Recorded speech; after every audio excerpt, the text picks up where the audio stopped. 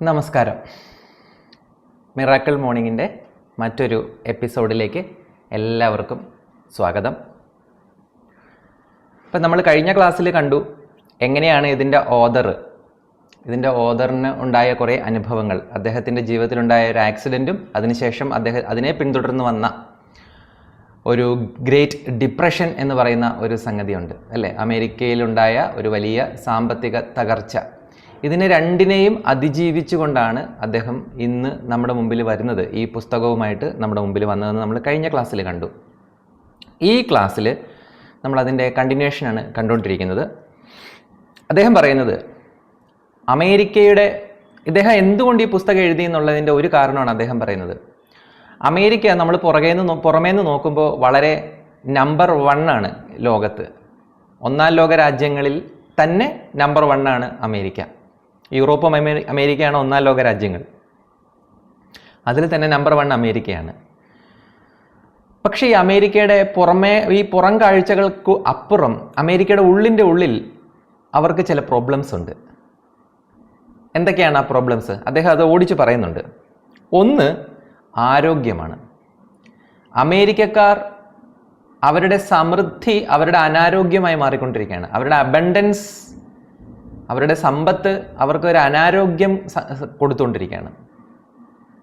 നമ്മൾ കഴിഞ്ഞ പ്രാവശ്യം നമ്മളൊരു ബുക്ക് പഠിച്ചു, ക്രിസ് ബീറ്റ് ക്യാൻസർ എന്ന് പറയുന്നൊരു ബുക്ക് പഠിച്ചു. ആ ബുക്കിലും പറയുന്ന കാര്യം എന്താണ്? അമേരിക്കയിൽ ഈ പറയുന്ന രോഗങ്ങൾ ഭയങ്കരമായി സ്പ്രെഡ് ചെയ്തുകൊണ്ടിരിക്കുകയാണ്. അതിനുള്ള റീസൺ എന്ന് പറഞ്ഞാൽ അവരുടെ സ്റ്റാൻഡേർഡ് അമേരിക്കൻ ഡയറ്റാണ്. സാഡ് എന്നുള്ള ചുരുക്കപ്പേരിൽ അറിയപ്പെടുന്ന സ്റ്റാൻഡേർഡ് അമേരിക്കൻ ഡയറ്റ്.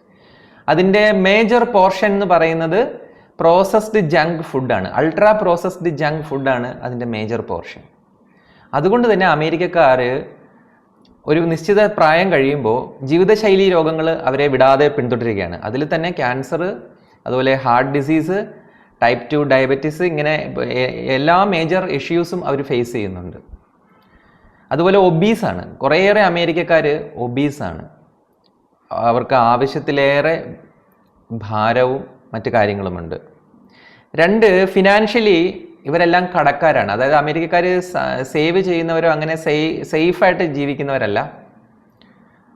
ഞാൻ അന്ന് തന്നെ പറഞ്ഞിരുന്നു, ഈ ഗ്രേറ്റ് റിസഷൻ വരാൻ തന്നെ പ്രധാനപ്പെട്ട കാരണം അമേരിക്കക്കാർ ഈ ലോൺ കണ്ടമാനം എടുത്തത് കൊണ്ടായിരുന്നു എന്ന് പറഞ്ഞു. അപ്പോൾ ലോൺ എടുത്തതിൻ്റെ ഒരു പ്രശ്നം അവർക്ക് ഇപ്പോഴും അവർ ഫേസ് ചെയ്യുന്നുണ്ട്. എല്ലാവരും കടക്കാരാണ്. $10,000 ശരാശരി ആവറേജ് അവരുടെ കടം. $10,000 എന്ന് പറയുമ്പോൾ എത്ര രൂപയാണെന്ന് നിങ്ങളൊന്ന് ചിന്തിച്ച് നോക്കൂ. ഒരു രൂപ തന്നെ ആയതുകൊണ്ട് 88 ആണ്. 88 $1 തന്നെ 88 രൂപയാണ്. അപ്പം 10,000 എന്ന് പറയുമ്പോൾ അതിനെ ഇൻറ്റു 10,000 എന്ന് പറയുമ്പോൾ എത്ര വലിയൊരു എമൗണ്ടാണ്. അത് അമേരിക്കക്കാർ ഓരോരുത്തരും അവർ കടക്കാരാണ്. എല്ലാവരും നമുക്കൊക്കെ അങ്ങനെ കടമുണ്ട് കേട്ടോ, നമ്മളത് അറിയാത്തത് കൊണ്ടാണ്. Being A Keralite, being an Indian, നമുക്കെല്ലാം ഈ പറഞ്ഞ കടം നമ്മുടെയൊക്കെ മുകളിലുണ്ട്. മറ്റൊന്നെന്ന് പറഞ്ഞാൽ അമേരിക്കക്കാർ അവരുടെ ജോലി ഇഷ്ടപ്പെടുന്നില്ല എന്നുള്ളതാണ്. അവരുടെ വർക്ക് കൾച്ചർ അത്ര നല്ല കൾച്ചറല്ല. ആ മുതലാളിത്തം എന്ന് പറയുന്ന ക്യാപിറ്റലിസത്തിൻ്റെ എല്ലാ പ്രശ്നങ്ങളും അവർക്കുണ്ട്. അമിതമായ വർക്ക് ലോഡും അമിതമായ ടാർഗറ്റ് അച്ചീവ്മെൻറ്റുകളും, അങ്ങനെ ലാഭത്തിലേക്ക് എപ്പോഴും പോയിക്കൊണ്ടിരിക്കാനുള്ള ഒരു ടെൻഡൻസിയാണ് ഈ കമ്പനികളുടെ ഒരു പ്രത്യേകത. ഒരിക്കലുണ്ടായ ലാഭം തന്നെ അതിനടുത്ത വർഷം അതേ തുക ലാഭം കിട്ടിയാൽ അതിൻ്റെ വളർച്ച താഴോട്ട് കാണിക്കുന്ന ഒരു പ്രത്യേകതരം ഫിനാൻഷ്യൽ കാൽക്കുലേഷൻ മെഷറിംഗ് ഉണ്ട്. ഞാൻ പറഞ്ഞ മനസ്സിലായില്ലേ? അതായത് എനിക്കൊരു കമ്പനിയുണ്ട്, ഞാൻ ഈ വർഷം എനിക്ക് ഇത്ര 100 കോടി രൂപ എനിക്ക് ലാഭമാണ്. ഇതേ കമ്പനി തന്നെ ഞാൻ അടുത്ത വർഷം എനിക്ക് 100 കോടി ലാഭമാണ്. എന്നെ സംബന്ധിച്ച് അത് ഭയങ്കര ഹാപ്പി ന്യൂസ് തന്നെയാണ്. പക്ഷേ ഫിനാൻഷ്യലി അവർ മെഷർ ചെയ്യുമ്പോൾ എനിക്ക് ഗ്രോത്ത് ഉണ്ടായിട്ടില്ല എന്നാണ് അവർ മെഷർ ചെയ്യാൻ പോണത്. ഇത് എൻ്റെ കമ്പനിയിൽ ഇൻവെസ്റ്റ് ചെയ്യാനുള്ള ഇൻവെസ്റ്റേഴ്സിനെ പുറകോട്ട് വലിക്കും. അങ്ങനെ മെല്ലെ മെല്ലെ എൻ്റെ കമ്പനി ആ റഡാറിൽ നിന്ന് അപ്രത്യക്ഷമാകും. ഇത് ഇങ്ങനെ ഒരു സംഗതി ഉള്ളതുകൊണ്ട് അമേരിക്കക്കാർ ലാഭത്തിൽ നിന്ന് ലാഭത്തിലേക്ക് വളരാനാണ് അവർ ശ്രമിക്കുന്നത്. അത് വന്ന് വീഴുന്നത് മനുഷ്യരുടെ മുകളിൽ തന്നെയാണ്. ഏറ്റവും താഴേക്കിടയിലുള്ള വർക്കേഴ്സിൻ്റെ മുകളിലാണ്, എംപ്ലോയീസിൻ്റെ മുകളിലാണ് അതിൻ്റെ കംപ്ലീറ്റ് പ്രഷറും വന്ന് വീഴുന്നത്. ഇൻ പർസ്യൂട്ട് ഓഫ് ഹാപ്പിനെസ് എന്ന് പറയുന്ന ഒരു സിനിമയുണ്ട്. ആ സിനിമ കണ്ടാൽ നമുക്കറിയാം അമേരിക്കയുടെ വർക്ക് കൾച്ചറിൻ്റെ പ്രോബ്ലം എന്താണ്, ഒരു ശരാശരി ആവറേജ് അമേരിക്കക്കാരൻ അവിടെ നേരിടുന്ന സ്ട്രെസ് എന്തുമാത്രമായിരിക്കും എന്ന് നമുക്ക് കാണാൻ സാധിക്കും. മറ്റേത് അടുത്തൊരു പ്രശ്നമായിട്ട് അദ്ദേഹം പറയുന്നത് അടുത്ത സുഹൃത്തുക്കളില്ല. അമേരിക്കക്കാർ ഇൻഡിവിജ്വലിസ്റ്റുകളാണ്. അവർ ഇൻഡിവിജ്വലിസ്റ്റിന് പ്രാധാന്യം കൊടുക്കുന്നു, വ്യക്തി സ്വാതന്ത്ര്യത്തിന് പ്രാധാന്യം കൊടുക്കുന്നു. പക്ഷേ അതിൻ്റെ അമിത പ്രാധാന്യം കാരണം അവർക്ക് സൗഹൃദങ്ങൾ നഷ്ടപ്പെടുന്നു, ഡീപ്പായിട്ടുള്ള ഹ്യൂമൻ ബോണ്ട് അവർക്ക് നഷ്ടപ്പെടുന്നു, ഡീപ്പായിട്ടുള്ള കോൺവെർസേഷൻ അവർക്ക് നഷ്ടപ്പെടുന്നു, കമ്മ്യൂണിക്കേഷൻ നഷ്ടപ്പെടുന്നു, വൈകാരികമായ കൊടുക്കൽ വാങ്ങലുകൾ നഷ്ടപ്പെടുന്നു. ഇതൊക്കെ ജീവിതത്തിലെ വിലമതിക്കാനാവാത്ത ജീവിതത്തിൻ്റെ ബ്ലെസ്സിങ്ങുകൾ ഒന്നാണ്. ഇതൊക്കെയാണ് അമേരിക്കക്കാർക്ക് നഷ്ടപ്പെട്ടുകൊണ്ടിരിക്കുന്നത്, അവരുടെ അമിതമായിട്ടുള്ള ഇൻഡിവിജ്വലിസം കാരണം. അപ്പോൾ ഇത്തരത്തിലുള്ള കുറേ കാര്യങ്ങൾ പറഞ്ഞിട്ട് അദ്ദേഹം പറയുന്നത് നമ്മൾ ജീവിതത്തിൽ വിജയിക്കണം. ഞാൻ ജീവിതത്തെക്കുറിച്ച് അദ്ദേഹം പറയുകയാണ്, ഞാൻ ജീവിതത്തിൽ വിജയിക്കണം എന്ന് പറയുമ്പോൾ ഞാൻ ഉദ്ദേശിക്കുന്നത് ഇതെല്ലാം ചേർന്നിട്ടുള്ള ഒരു കോംപ്രിഹെൻസീവായിട്ടുള്ള ലൈഫിനെയാണ് ഞാൻ വിജയം എന്നുകൊണ്ട് വിളിക്കാൻ ആഗ്രഹിക്കുന്നത്. അതല്ലാതെ ഏതെങ്കിലും ഒരിടത്ത് വളരുന്നതിനെ ഞാൻ വിജയം എന്ന് വിളിക്കാൻ ആഗ്രഹിക്കുന്നില്ല. സാമ്പത്തികമായിട്ട് മാത്രം വളരുന്നതിനെ വിജയമെന്ന് വിളിക്കുന്നില്ല. അതേസമയം പിന്നെന്താ പറയുക, നമ്മുടെ നെറ്റ്വർക്കിൽ മാത്രം വളരുന്നത് കൊണ്ട് ഞാൻ അതിനെ വിജയമെന്ന് വിളിക്കുന്നില്ല. ഫാമിലി ഫ്രണ്ട്സിനെയൊക്കെ അവഗണിച്ചുകൊണ്ട് സോഷ്യൽ ലൈഫ് മാത്രം കെട്ടിപ്പടുക്കുന്നതിനെ ഞാൻ വിജയമെന്ന് വിളിക്കുന്നില്ല. അപ്പോൾ ഏതെങ്കിലും ഒന്ന് നഷ്ടപ്പെടുത്തി മറ്റൊന്ന് നേടുന്നതിനെ വിജയമെന്ന് അദ്ദേഹം വിളിക്കുന്നില്ല. അദ്ദേഹം പറയുന്നത് കോംപ്രിഹെൻസീവായിട്ട് എല്ലാ മേഖലകളിലും വിജയിക്കുന്നതിനെ, അല്ലെങ്കിൽ എല്ലാ മേഖലകളിലും നമ്മൾ ഒരു നിശ്ചിത സംതൃപ്തി കണ്ടെത്തുമ്പോഴാണ് നമ്മൾ വിജയിക്കുന്നത് എന്നുള്ള ഒരാശയമാണ് അദ്ദേഹം മുമ്പോട്ട് വയ്ക്കുന്നത്. അപ്പോൾ ഇതിൻ്റെ ഒരു പശ്ചാത്തലത്തിലാണ് ഞാൻ കഴിഞ്ഞ ക്ലാസ്സിൽ നിങ്ങളോട് പറഞ്ഞിരുന്നു. എന്താണ്, നമ്മൾ ഇന്നൊരു എക്സർസൈസ് ചെയ്യുന്നുണ്ട്. എന്ത് എക്സർസൈസ് ആയിരുന്നു? വീൽ ഓഫ് ലൈഫ് എന്ന് പറയുന്ന ഒരു എക്സർസൈസ് ചെയ്യുന്നുണ്ട് എന്ന് ഞാൻ കഴിഞ്ഞ ക്ലാസ്സിൽ പറഞ്ഞിരുന്നു. അത് ഈ പുസ്തകത്തിൽ ഇല്ലാത്ത ഒന്നാണ്. നമ്മളെന്നത് ചെയ്യാൻ പോവാണ്. അപ്പോൾ ഐ ഹോപ്പ് നിങ്ങളെ എല്ലാവരുടെയും കയ്യിൽ ഒരു നോട്ട്ബുക്കോ ഒരു പേപ്പറോ പേനയും ഉണ്ടാകും എന്ന് ഞാൻ കരുതട്ടെ. ഇല്ലെങ്കിൽ പെട്ടെന്ന് തന്നെ കയ്യെത്തി എടുത്തോളൂ. നമുക്ക് അതിലേക്ക് മെല്ലെ പ്രവേശിക്കാം. ഞാൻ സമയം തരേണ്ട ആവശ്യമില്ലല്ലോ, നിങ്ങൾക്ക് പെട്ടെന്ന് തന്നെ പേനയും പേപ്പറും എടുക്കാമല്ലോ. ഓക്കെ, എടുത്തോളൂ. അപ്പോൾ നമ്മൾ വീൽ ഓഫ് ലൈഫ് എന്ന് പറയുന്ന ഒരു എക്സർസൈസിലേക്ക് പോവാണ്. പോസിറ്റീവ് സൈക്കോളജിയിലാണ് വീൽ ഓഫ് ലൈഫ് എന്ന് പറയുന്ന ഒരു എക്സർസൈസ് ഉള്ളത്. പോസിറ്റീവ് സൈക്കോളജിസ്റ്റുകളാണ്, എക്മാനാണ് അതിൻ്റെ ഉപജ്ഞാതാവെന്നാണ് ഞാൻ മനസ്സിലാക്കുന്നത്. ഇത് 2016 മുതൽ ലൈഫ് കോച്ചിങ്ങിലും മറ്റു കാര്യങ്ങളിലുമൊക്കെ വളരെ വ്യാപകമായി ഉപയോഗിച്ചു വരുന്ന ഒരു മെത്തേഡാണ് വീൽ ഓഫ് ലൈഫ്. എന്താണ് വീൽ ഓഫ് ലൈഫ് എന്ന് പറഞ്ഞാൽ? ജീവിതമെന്ന ചക്രം. ജീവിതത്തെ ഒരു ചക്രമായി ഉപമിച്ചുകൊണ്ട് നമ്മളെ മനസ്സിലാക്കി തരാൻ വേണ്ടി ഉണ്ടാക്കിയിരിക്കുന്ന ഒരു പാറ്റേൺ ആണ് വീൽ ഓഫ് ലൈഫ് എന്ന് പറയുന്നത്. ഏതായാലും നമ്മളിപ്പോൾ വീലൊന്നും വരയ്ക്കാൻ പോകണ്ട. നമ്മൾ പിസ്സ മനസ്സിൽ കണ്ടാൽ മതി. പിസ്സ നമ്മുടെ മുമ്പിൽ കൊണ്ട് വെച്ച് കഴിഞ്ഞാൽ അതിനെ 2ആയിട്ടും 4ആയിട്ടും 5ആയിട്ടും 6ആയിട്ടും 8ആയിട്ടും ഒക്കെ നമുക്ക് ഡിവൈഡ് ചെയ്തെടുക്കാം. ഓരോ സ്ലൈസായിട്ട് നമുക്ക് എടുക്കാം. അപ്പോൾ ഇതുപോലെ ഈ മുഴുവൻ പിസ്സയ്ക്കുമാണ് വീൽ ഓഫ് ലൈഫ് എന്ന് പറയുന്നത്. അതിൽ 8 സ്ലൈസുകളോ 8ഓ 9ഓ സ്ലൈസുകളുണ്ട് ഈ പിസ്സയ്ക്ക്. ഇതിനോരോന്നിനും നമ്മൾ ഓരോ പേരിട്ടാണ് വിളിക്കുന്നത്. ഇത് ഓരോന്നും ഈ മൊത്തം പിസ്സയ്ക്ക് പറയുന്ന പേരാണ് വീൽ ഓഫ് ലൈഫ് എങ്കിൽ ഇതിലെ ഓരോ സ്ലൈസും നമ്മുടെ ജീവിതത്തിൻ്റെ ഓരോ നികത്താനാവാത്ത ഘടകങ്ങളാണ്. For example family, finance, health, ഇങ്ങനെ 8 9. ഇന്ന് നമ്മൾ 9 സ്ലൈസുകളാണ് നമ്മളിന്ന് പരിചയപ്പെടുന്നത്. ആ പിസ്സയ്ക്ക് 9 സ്ലൈസുകളുണ്ടെന്ന് നിങ്ങൾ മനസ്സിൽ ഇമാജിൻ ചെയ്യുക. തൽക്കാലം ആ ഇമാജിൻ ചെയ്തത് മനസ്സിൽ നിൽക്കട്ടെ. പേപ്പറിൽ നമ്മൾ പക്ഷേ 1 2 3 4 9 വരെ നമ്പർ ഇട്ടിട്ട് നമുക്ക് ഓരോന്നായിട്ട് എഴുതാം. അങ്ങനെ എഴുതിയതിന് ശേഷമാണ് നമ്മൾ എക്സർസൈസിലേക്ക് പോകുന്നത്. ആദ്യമായിട്ട് ഞാൻ എഴുതാൻ പറയുന്നത് മണി ആൻഡ് ഫിനാൻസ്. നമ്പർ 1 എന്ന് പറയുന്നത് മണി ആൻഡ് ഫിനാൻസ്. ഇത് എഴുതി കഴിഞ്ഞാൽ ഞാൻ നിങ്ങളോട് എന്താണ് ആവശ്യപ്പെടുന്നത്? നിങ്ങളുടെ ഫിനാൻഷ്യൽ ലൈഫിന്, അതായത് നമുക്കെല്ലാവർക്കും ഒരു ഫിനാൻഷ്യൽ ലൈഫുണ്ട് അല്ലേ? നമ്മൾ എന്ത് ചെയ്യണമെങ്കിലും നമുക്ക് പണം ആവശ്യമുണ്ട്. പണം വെറുതെ വരികയില്ല. അങ്ങനെ 2 കാര്യങ്ങളാണ് ഉള്ളത്. എന്തിനും ഏതിനും പണം ആവശ്യമുണ്ട്. പണം വെറുതെ ആരും നമുക്ക് കൊണ്ട് തരികയുമില്ല. ഈ രണ്ട് സംഗതികൾ അവിടെ കിടക്കുന്നത് കൊണ്ട് നമ്മുടെ ലൈഫിൻ്റെ മേജർ ആയിട്ടുള്ള എഫേർട്ട്, നമ്മുടെ എനർജി പോകുന്നത് ഏൺ ചെയ്യാനാണ്. ഏൺ ചെയ്താൽ മാത്രമേ നമുക്ക് ജീവിക്കാൻ പറ്റൂ, നമുക്ക് നന്നായിട്ട് ജീവിക്കാൻ പറ്റൂ, മറ്റൊരാളെ സഹായിക്കാൻ പറ്റൂ. ഇങ്ങനെ കുറേ കാര്യങ്ങളുണ്ട്. നമുക്ക് എങ്ങനെയെങ്കിലുമൊക്കെ ജീവിച്ച് തട്ടിമുട്ടി ജീവിച്ചു പോവുക എന്നുള്ളത് ഒരു ലക്ഷ്യമല്ല. നന്നായിട്ട് തന്നെ നമ്മൾ ജീവിക്കേണ്ടിയിരിക്കുന്നു. ഈ ഭൂമിയിൽ അത്യാവശ്യം നല്ല റിലാക്സ്ഡ് ആയിട്ട് തന്നെ ജീവിക്കേണ്ടിയിരിക്കുന്നു, കംഫർട്ടബിൾ ആയിട്ട് തന്നെ നമ്മൾ ജീവിക്കേണ്ടിയിരിക്കുന്നു.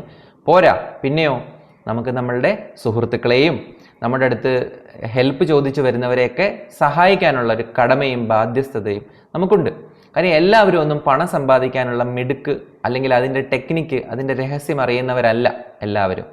അതുകൊണ്ട് തന്നെ പണം സമ്പാദിക്കാൻ അറിയാത്ത മനുഷ്യർ പണം സമ്പാദിക്കാൻ അറിയാവുന്നവരുടെ അടുത്ത് ചിലപ്പോൾ വന്നെന്നിരിക്കും സഹായത്തിന് വേണ്ടി. നേരിട്ടല്ലെങ്കിലും നേരിട്ടല്ലാതെയും ഒക്കെ അവർ നമ്മളുടെ അടുത്ത് വരും. അങ്ങനെ വരുമ്പോൾ അവരെ നമുക്ക് വളരെ സിഗ്നിഫിക്കൻ്റ് ആയിട്ട് സഹായിക്കേണ്ടി വരും. ഒരു 10-20 ഒരു നേരത്തെ ഫുഡോ അങ്ങനെയല്ല ഉദ്ദേശിക്കുന്നത്. ഇപ്പോൾ ഒരു കുഞ്ഞിനെ, അവരുടെ ഫാമിലിയിലെ ഒരു കുട്ടിയെ നമ്മൾ സ്പോൺസർ ചെയ്യുക, അല്ലെങ്കിൽ ആ കുട്ടിക്ക് ഒരു സ്കോളർഷിപ്പോ അങ്ങനെ എന്തെങ്കിലുമൊക്കെ കൊടുക്കാൻ സാധിക്കുക, അവർക്ക് ഒരു വർഷത്തേക്കുള്ള യൂണിഫോം നമുക്ക് സ്പോൺസർ ചെയ്യാൻ സാധിക്കുക, അല്ലെങ്കിൽ എന്തെങ്കിലും ചികിത്സാ ചെലവിൽ ആ ഹോസ്പിറ്റൽ ബില്ലടയ്ക്കാൻ നമുക്ക് സാധിക്കുക. ഇങ്ങനെ നമുക്ക് സിഗ്നിഫിക്കൻ്റ് ആയിട്ട് അവരെ സഹായിക്കണമെങ്കിൽ നമ്മുടെ ഇപ്പോഴത്തെ ഏണിംഗ് നമുക്ക് പോരാണ്ട് വരും. അപ്പോൾ ഞാൻ പറയുന്നത് കഴിഞ്ഞതിൻ്റെ മുമ്പിലത്തെ ക്ലാസ്സിൽ പറഞ്ഞതുപോലെ നന്നായിട്ട് ഏൺ ചെയ്യുക. നമ്മുടെ കുട്ടികളെല്ലാവരും നന്നായിട്ട് പണം സമ്പാദിക്കുക. അതിൽ ഒരു തെറ്റും വിചാരിക്കരുത്. അങ്ങനെ ആരെങ്കിലും പറയുകയാണെങ്കിൽ അത് നിങ്ങൾ കേൾക്കരുത്. ധനത്തെ നമ്മൾ ലക്ഷ്മിയായിട്ടാണ് കണ്ടിരിക്കുന്നത്.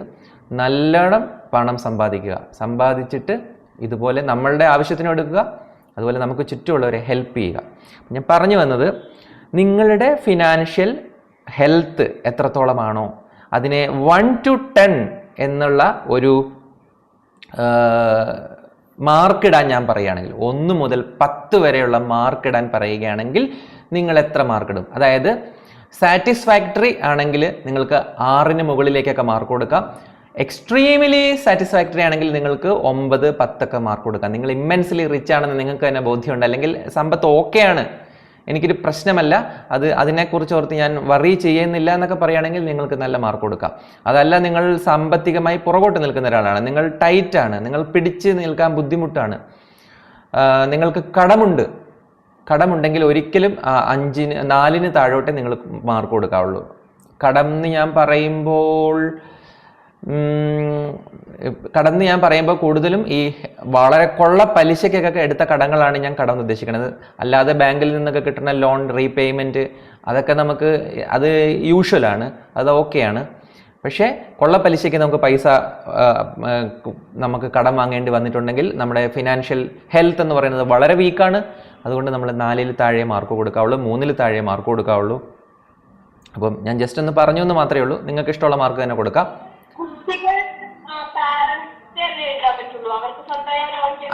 കുട്ടികളല്ല, നമ്മൾ ഈ വീഡിയോ കാണുന്നത് കുട്ടികൾ മാത്രമായിരിക്കില്ല. ഇത് യൂട്യൂബിൽ അപ്ലോഡ് ചെയ്യുന്നത് കൊണ്ട് ഒരുപാട് മനുഷ്യർ ഈ വീഡിയോ കാണുന്നുണ്ട്. അതുകൊണ്ടാണ് ഞാൻ ഇങ്ങനെ പറഞ്ഞത്. കുട്ടികളെ സംബന്ധിച്ച് നിങ്ങൾക്ക് അത് വേണമെങ്കിൽ ബ്ലാങ്ക് ഇട്ട് പോകാൻ പറ്റും. അപ്പോൾ ഫിനാൻഷ്യൽ ഹെൽത്ത് എന്നുള്ളത് നിങ്ങൾ മാർക്ക് കൊടുക്കുക. വീൽ ഓഫ് ലൈഫിലെ ബേസിക് ആയിട്ടുള്ള ഒന്നാണ് ഫിനാൻഷ്യൽ മണി ആൻഡ് ഫിനാൻസ് എന്ന് പറയുന്നത്. നമ്പർ 2, നമുക്ക് നമ്പർ 2ലേക്ക് പോകാം. കാര്യം അത് ഒരുപാട് ഞാൻ ഇപ്പോൾ അത്യാവശ്യം സമയം തന്നു കഴിഞ്ഞു. നമ്പർ 2 എന്ന് പറയുന്നത് കരിയർ ആൻഡ് വർക്ക്. എന്താണ് കരിയർ ആൻഡ് വർക്കിൻ്റെ പ്രത്യേകത? നമ്മൾ ഒരു ദിവസം രാവിലെ ഉണർന്നെഴുന്നേറ്റാൽ ഏറ്റവും അധികം, അതായത് 8+8+8 ആണ്, ആകെ 24 മണിക്കൂറാണ് എല്ലാവർക്കും ഉള്ളത്. അതിൽ 8 മണിക്കൂറെങ്കിലും നമ്മൾ ഉറങ്ങേണ്ടിയിരിക്കുന്നു. ബാക്കിയുള്ള 16 മണിക്കൂറാണ് നമുക്ക് ഉണർന്നിരുന്ന് ജീവിക്കാനുള്ളത്.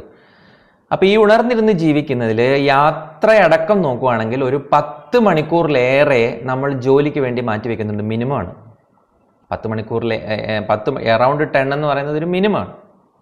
നമ്മുടെ അങ്ങോട്ടും ഇങ്ങോട്ടുള്ള യാത്രയും നമ്മുടെ വർക്കിംഗ് അവേഴ്സും കൂടെ വെച്ച് നോക്കുമ്പോൾ ഒരു 10 മണിക്കൂർ നമ്മൾ ദിവസവും ഇന്നല്ല നാളെ തീരുന്നില്ല, മറ്റന്നാൾ തീരുന്നില്ല, അതിനടുത്ത ദിവസം തീരുന്നില്ല, ഇതിങ്ങനെ ഇൻഫിനിറ്റായിട്ട് തുടർന്നുകൊണ്ടിരിക്കുന്ന ഒരു പ്രോസസ്സാണ്. നമ്മൾ എന്തൊക്കെ മാറ്റി വെച്ചിട്ടുണ്ട് നമ്മുടെ കരിയർ, നമ്മുടെ വർക്ക് കാരണം നമ്മൾ എന്തൊക്കെ മാറ്റി വെച്ചു. ഇപ്പം തന്നെ നമ്മൾ എന്തൊക്കെ മാറ്റി വെച്ചു. ലിറ്ററേച്ചർ ഫെസ്റ്റ് നടക്കുകയാണ് കോഴിക്കോട്, നമുക്ക് ലീവ് കിട്ടില്ല, ഓഫീസിൽ ലീവ് ചോദിച്ചാൽ കിട്ടില്ല. അതുപോലെ തിരുവനന്തപുരത്ത് ഇപ്പം ജസ്റ്റ് കഴിഞ്ഞത് അന്താരാഷ്ട്ര ചലച്ചിത്രോത്സവമാണ്, പോകാൻ പറ്റുമോ? ഇല്ല, ലീവ് കിട്ടില്ല. ഇലക്ഷൻ ആയിരുന്നു, ലീവ് കിട്ടില്ല. അങ്ങനെ ഒരു 100 കാര്യങ്ങൾ നമുക്ക് മാറ്റി വെക്കേണ്ടി വരുന്നു. നമ്മൾ ജീവിക്കുന്നതേ ഇല്ല ഇതിനു വേണ്ടിയിട്ട്, ഈ ജോലിക്ക് വേണ്ടിയിട്ട്. നമ്മൾ ഈ 10 മണിക്കൂർ ഒരു ദിവസം 10-12 മണിക്കൂർ നമ്മൾ ഹോമിക്കുന്ന സ്ഥലമാണ്. അങ്ങനെയുള്ള ജോലി നമ്മൾ ഇഷ്ടപ്പെടുന്നുണ്ടോ? നമ്മൾ എൻജോയ് ചെയ്താണോ ചെയ്യുന്നത്? നമ്മൾ വാച്ച് നോക്കാതെയാണോ ജോലി ചെയ്യുന്നത്? നമ്മൾ റിട്ടേൺ പ്രതീക്ഷിക്കാതെ, അല്ലെങ്കിൽ റിട്ടേൺ വരുമ്പോൾ വന്നോട്ടെ എന്നുള്ള രീതിയിലാണോ നമ്മൾ ജോലി ചെയ്യുന്നത്? ഇത്തരം കാര്യങ്ങളൊക്കെ പരിഗണിച്ചുകൊണ്ട് റിയലി നമ്മൾ കാര്യം, ഞാനിത് പറയാൻ കാരണം, നിങ്ങൾ ചെയ്യുന്ന ജോലിയിൽ സാറ്റിസ്ഫൈഡ് ആണെങ്കിൽ അത് തരുന്ന ആനന്ദത്തിന് തുല്യമായി മറ്റൊന്നില്ല ഈ ലോകത്ത്. ഈ ലോകത്ത് ഒരു എക്സ്റ്റസി പില്ലിനും അല്ലെങ്കിൽ ഒരു മരുന്ന് കൊണ്ടും കിട്ടാത്ത ആനന്ദവും സന്തോഷവും നമ്മൾ ചെയ്യുന്ന ജോലിയിൽ നിന്ന് നമുക്ക് കിട്ടും. ആ രീതിയിലാണ് മനുഷ്യനെ സൃഷ്ടിച്ചിരിക്കുന്നത്. മനുഷ്യന് ഏറ്റവും കൂടുതൽ സന്തോഷം കിട്ടുന്നത് അവൻ്റെ ഇഷ്ടപ്പെട്ട ജോലി ചെയ്യുമ്പോഴാണ്. ഇഷ്ടപ്പെട്ട ജോലി ചെയ്യുമ്പോൾ അനുഭവിക്കുന്നതിന് പറയുന്ന പേരാണ് ബ്ലിസ് അല്ലെങ്കിൽ ആനന്ദം എന്ന് പറയുന്നത്. അങ്ങനെ ആനന്ദം അനുഭവിക്കാൻ പൊട്ടൻഷ്യൽ ഉള്ളൊരു ജീവിയാണ് മനുഷ്യൻ. ആ മനുഷ്യന് ആയ നമ്മളോട് നമ്മൾ ചോദിക്കുകയാണ്, നിങ്ങൾ ഇപ്പോൾ ചെയ്യുന്ന ജോലി നിങ്ങൾക്ക് ആനന്ദം നൽകുന്നുണ്ടോ ഇല്ലയോ? 1 to 10 നിങ്ങൾക്കതിൽ സ്കോർ ചെയ്യാം.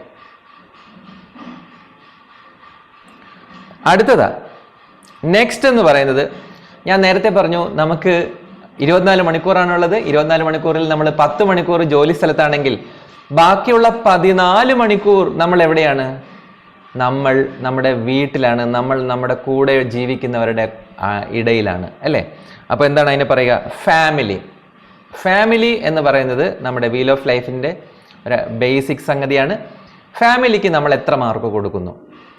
ഫാമിലി എന്ന് ഞാൻ ഉദ്ദേശിക്കുന്നത് അച്ഛൻ, അമ്മ, വൈഫ്, കുട്ടികൾ ഇവരെല്ലാം ചേർന്നതിനെയാണ് ഫാമിലി എന്ന് ഉദ്ദേശിക്കുന്നത്. ഒരാളെ അല്ല. നമ്മുടെ സഹോദരങ്ങൾ, നമ്മുടെ മുത്തശ്ശി, മുത്തശ്ശൻ, അച്ഛൻ, അമ്മ, ഇത്രയും പേരടങ്ങുന്ന ഒരു ഗ്രൂപ്പിനെയാണ് നമ്മൾ ഫാമിലി എന്നുകൊണ്ട് ഉദ്ദേശിക്കുന്നത്. അല്ലെങ്കിൽ നിങ്ങളുടെ കൂടെ ആ വീട്ടിൽ താമസിക്കുന്ന എല്ലാവരെയും നമുക്ക് ഈ പേര് ചേർത്ത് വിളിക്കാം. നിങ്ങളോടൊപ്പം ആ വീട്ടിൽ താമസിക്കുന്ന ആരൊക്കെ ഉണ്ടോ അവരൊക്കെ, കൂട്ടുകുടുംബമാണെങ്കിൽ അവരെല്ലാം അതിനകത്ത് ഉൾപ്പെടാം. ആ ഫാമിലി നിങ്ങൾക്ക് സന്തോഷം തരുന്നുണ്ടോ? നിങ്ങൾ ഫാമിലിയോടൊപ്പം ആയിരിക്കുമ്പോൾ നിങ്ങൾ സന്തോഷം അനുഭവിക്കുന്നുണ്ടോ? അവരോടൊത്ത് ഒരുമിച്ച് പുറത്തു പോകാറുണ്ടോ? അവരോടൊത്ത് യാത്ര ചെയ്യുന്നത് നിങ്ങൾക്ക് ആനന്ദമാണോ? അവരോടൊത്ത് ആഹാരം കഴിക്കുന്നത് നിങ്ങൾക്ക് ആനന്ദമാണോ? നിങ്ങൾ അവരോട് ഫ്രീ ആയിട്ട് ഇടപഴകുന്നുണ്ടോ? അതോ നിങ്ങൾക്ക് അവരോട് സംസാരിക്കാൻ ഭയമാണോ? അങ്ങനെയൊക്കെയുണ്ട്. ചിലപ്പോൾ നമുക്ക് നമ്മുടെ ഫാമിലിയിലുള്ളവരോട് സംസാരിക്കാൻ ഭയമായിരിക്കും. ചിലപ്പം ഫാമിലിയിലെ ഒരു മെമ്പർ വരാൻ വേണ്ടി നമ്മൾ വിശന്ന് കാത്തിരിക്കും. കാര്യം അദ്ദേഹം വന്ന് ഓക്കെ പറഞ്ഞാലേ പിന്നെ ഫുഡ് അവിടെ വിളമ്പുള്ളൂ. അങ്ങനെയുള്ള ഫാമിലീസ് എനിക്കറിയാം. ഗൃഹനാഥൻ വന്നു കഴിഞ്ഞാൽ മാത്രമേ അയാൾ 1 മണിക്ക് വന്നാൽ 1 മണിക്ക് ഊണ്, 2 മണിക്ക് വന്നാൽ 2 മണിക്ക് ഊണ്, 3 മണിക്ക് വന്നാൽ 3 മണിക്ക് ഊണ്. അതിനുള്ളിൽ ആരെങ്കിലും എന്തെങ്കിലും കഴിച്ചു കഴിഞ്ഞാൽ അതിൻ്റെ ഭവിഷ്യത്ത് അവിടെ ഉണ്ടായിരിക്കും. അങ്ങനെ ടെറിഫയിങ് ആയിട്ടുള്ള ഫാമിലീസ് ഉണ്ട്. അങ്ങനെയുള്ള ഫാമിലിയിലാണോ നിങ്ങൾ? അതോ വളരെ സൗഹാർദ്ദപരമായിട്ടുള്ള ഫാമിലീസ് ആണോ? അതോ മിക്സ് ആണോ? എന്തായാലും ശരി, ഫാമിലിക്ക് നിങ്ങൾ 1 to 10 എത്ര മാർക്ക് കൊടുക്കുമെന്ന് എഴുതി വയ്ക്കുക. നെക്സ്റ്റ് വീൽ എന്ന് പറയുന്നത് വളരെ ഇമ്പോർട്ടൻ്റ് ആണ്. Personal growth. പേഴ്സണൽ ഗ്രോത്ത് എന്ന് പറയുന്നത് നമുക്ക് ഒരിക്കലും അവഗണിക്കാൻ പറ്റാത്ത ഒന്നാണ്. നിങ്ങൾ ഇന്നലെ ചിന്തിച്ചത് തന്നെയാണ് നിങ്ങൾ ഇന്ന് ചിന്തിക്കുന്നതെങ്കിൽ, മിനിഞ്ഞാന്ന് ചിന്തിച്ചത് തന്നെയാണ് ഇന്നലെ ചിന്തിച്ചുകൊണ്ടിരുന്നതെങ്കിൽ അതൊരിക്കലും പേഴ്സണൽ ഗ്രോത്ത് അല്ല. നമുക്ക് വികാസം സംഭവിക്കണം. നമ്മൾ കഴിഞ്ഞ വർഷം ഇട്ടിരുന്ന ഷർട്ട്, അപ്പോൾ വളർന്നുകൊണ്ടിരിക്കുന്നവരോട് ഞാൻ ചോദിക്കുകയാണ്, നിങ്ങൾ കഴിഞ്ഞ കൊല്ലം ഇട്ടിരുന്ന അതേ അളവിലുള്ള ഷർട്ട് ഈ കൊല്ലം നിങ്ങൾക്ക് പാകമാകുമോ? ഇല്ല. കാര്യം എന്താണ്? അതിൻ്റെ പേരാണ് ഗ്രോത്ത്. നമ്മൾ വലുതായിരിക്കുന്നു. അതുകൊണ്ട് നമ്മളെ ഉൾക്കൊള്ളുന്ന നമ്മുടെ വസ്ത്രവും വലുതാകേണ്ടിയിരിക്കുന്നു. ഇതേപോലൊരു ഗ്രോത്ത് നമ്മുടെ ഉള്ളിലും നടക്കുന്നുണ്ട്. നമ്മുടെ ശരീരത്തിൽ മാത്രമല്ല, നമ്മുടെ വ്യക്തിത്വത്തിൽ നടക്കുന്നുണ്ട്, നമ്മുടെ ഇമോഷണൽ ബോഡിയിൽ നടക്കുന്നുണ്ട്, നമ്മുടെ ഇൻ്റലിജൻസിൽ നടക്കുന്നുണ്ട്, നമ്മുടെ ലോജിക്കിൽ നടക്കുന്നുണ്ട്. അതൊക്കെ എടുത്തു വെച്ചിട്ട് നിങ്ങൾ നോക്കുക, എൻ്റെ പേഴ്സണൽ ഗ്രോത്തിന് ഞാൻ നറിഷ് ചെയ്യുന്നുണ്ടോ? കാര്യം അതവിടെ സ്റ്റാർവിങ് ആണ്. നമ്മുടെ ബോഡി സ്റ്റാർവ് ചെയ്യുന്നത് പോലെ നമ്മുടെ സോളും സ്റ്റാർവ് ചെയ്യും. അപ്പോൾ സോളിന് നമ്മൾ എന്ത് ഭക്ഷണം കൊടുക്കണേ? നമ്മൾ പുസ്തകം വായിക്കാറുണ്ടോ? നമ്മൾ നല്ല നല്ല വീഡിയോസ് കാണാറുണ്ടോ? പോഡ്കാസ്റ്റുകൾ കേൾക്കാറുണ്ടോ? നമ്മൾ അറിവുകൾ ശേഖരിക്കാറുണ്ടോ? ഇൻഫർമേഷൻ ശേഖരിക്കാറുണ്ടോ? ഇൻഫർമേഷനെ നോളജാക്കി മാറ്റാറുണ്ടോ? നോളജിനെ നമ്മൾ വിസ്ഡമാക്കി മാറ്റാറുണ്ടോ? ഇതാണ് പേഴ്സണൽ ഗ്രോത്ത്. നോളജ് നമ്മുടെ വിസ്ഡമായി മാറാറുണ്ടോ? നമ്മുടെ നോളജ് കൊണ്ട് നമുക്ക് ഉണ്ടാകുന്ന പ്രശ്നങ്ങളെ അഡ്രസ്സ് ചെയ്യാൻ പറ്റുന്നുണ്ടോ? ഇപ്പോൾ ഒരാൾ നമ്മളോട് ഒരു കാര്യത്തിന് നോ പറഞ്ഞു കഴിഞ്ഞാൽ അതിനെ അക്സെപ്റ്റ് ചെയ്യാനുള്ള നോളജും വിസ്ഡവും എനിക്കുണ്ടോ?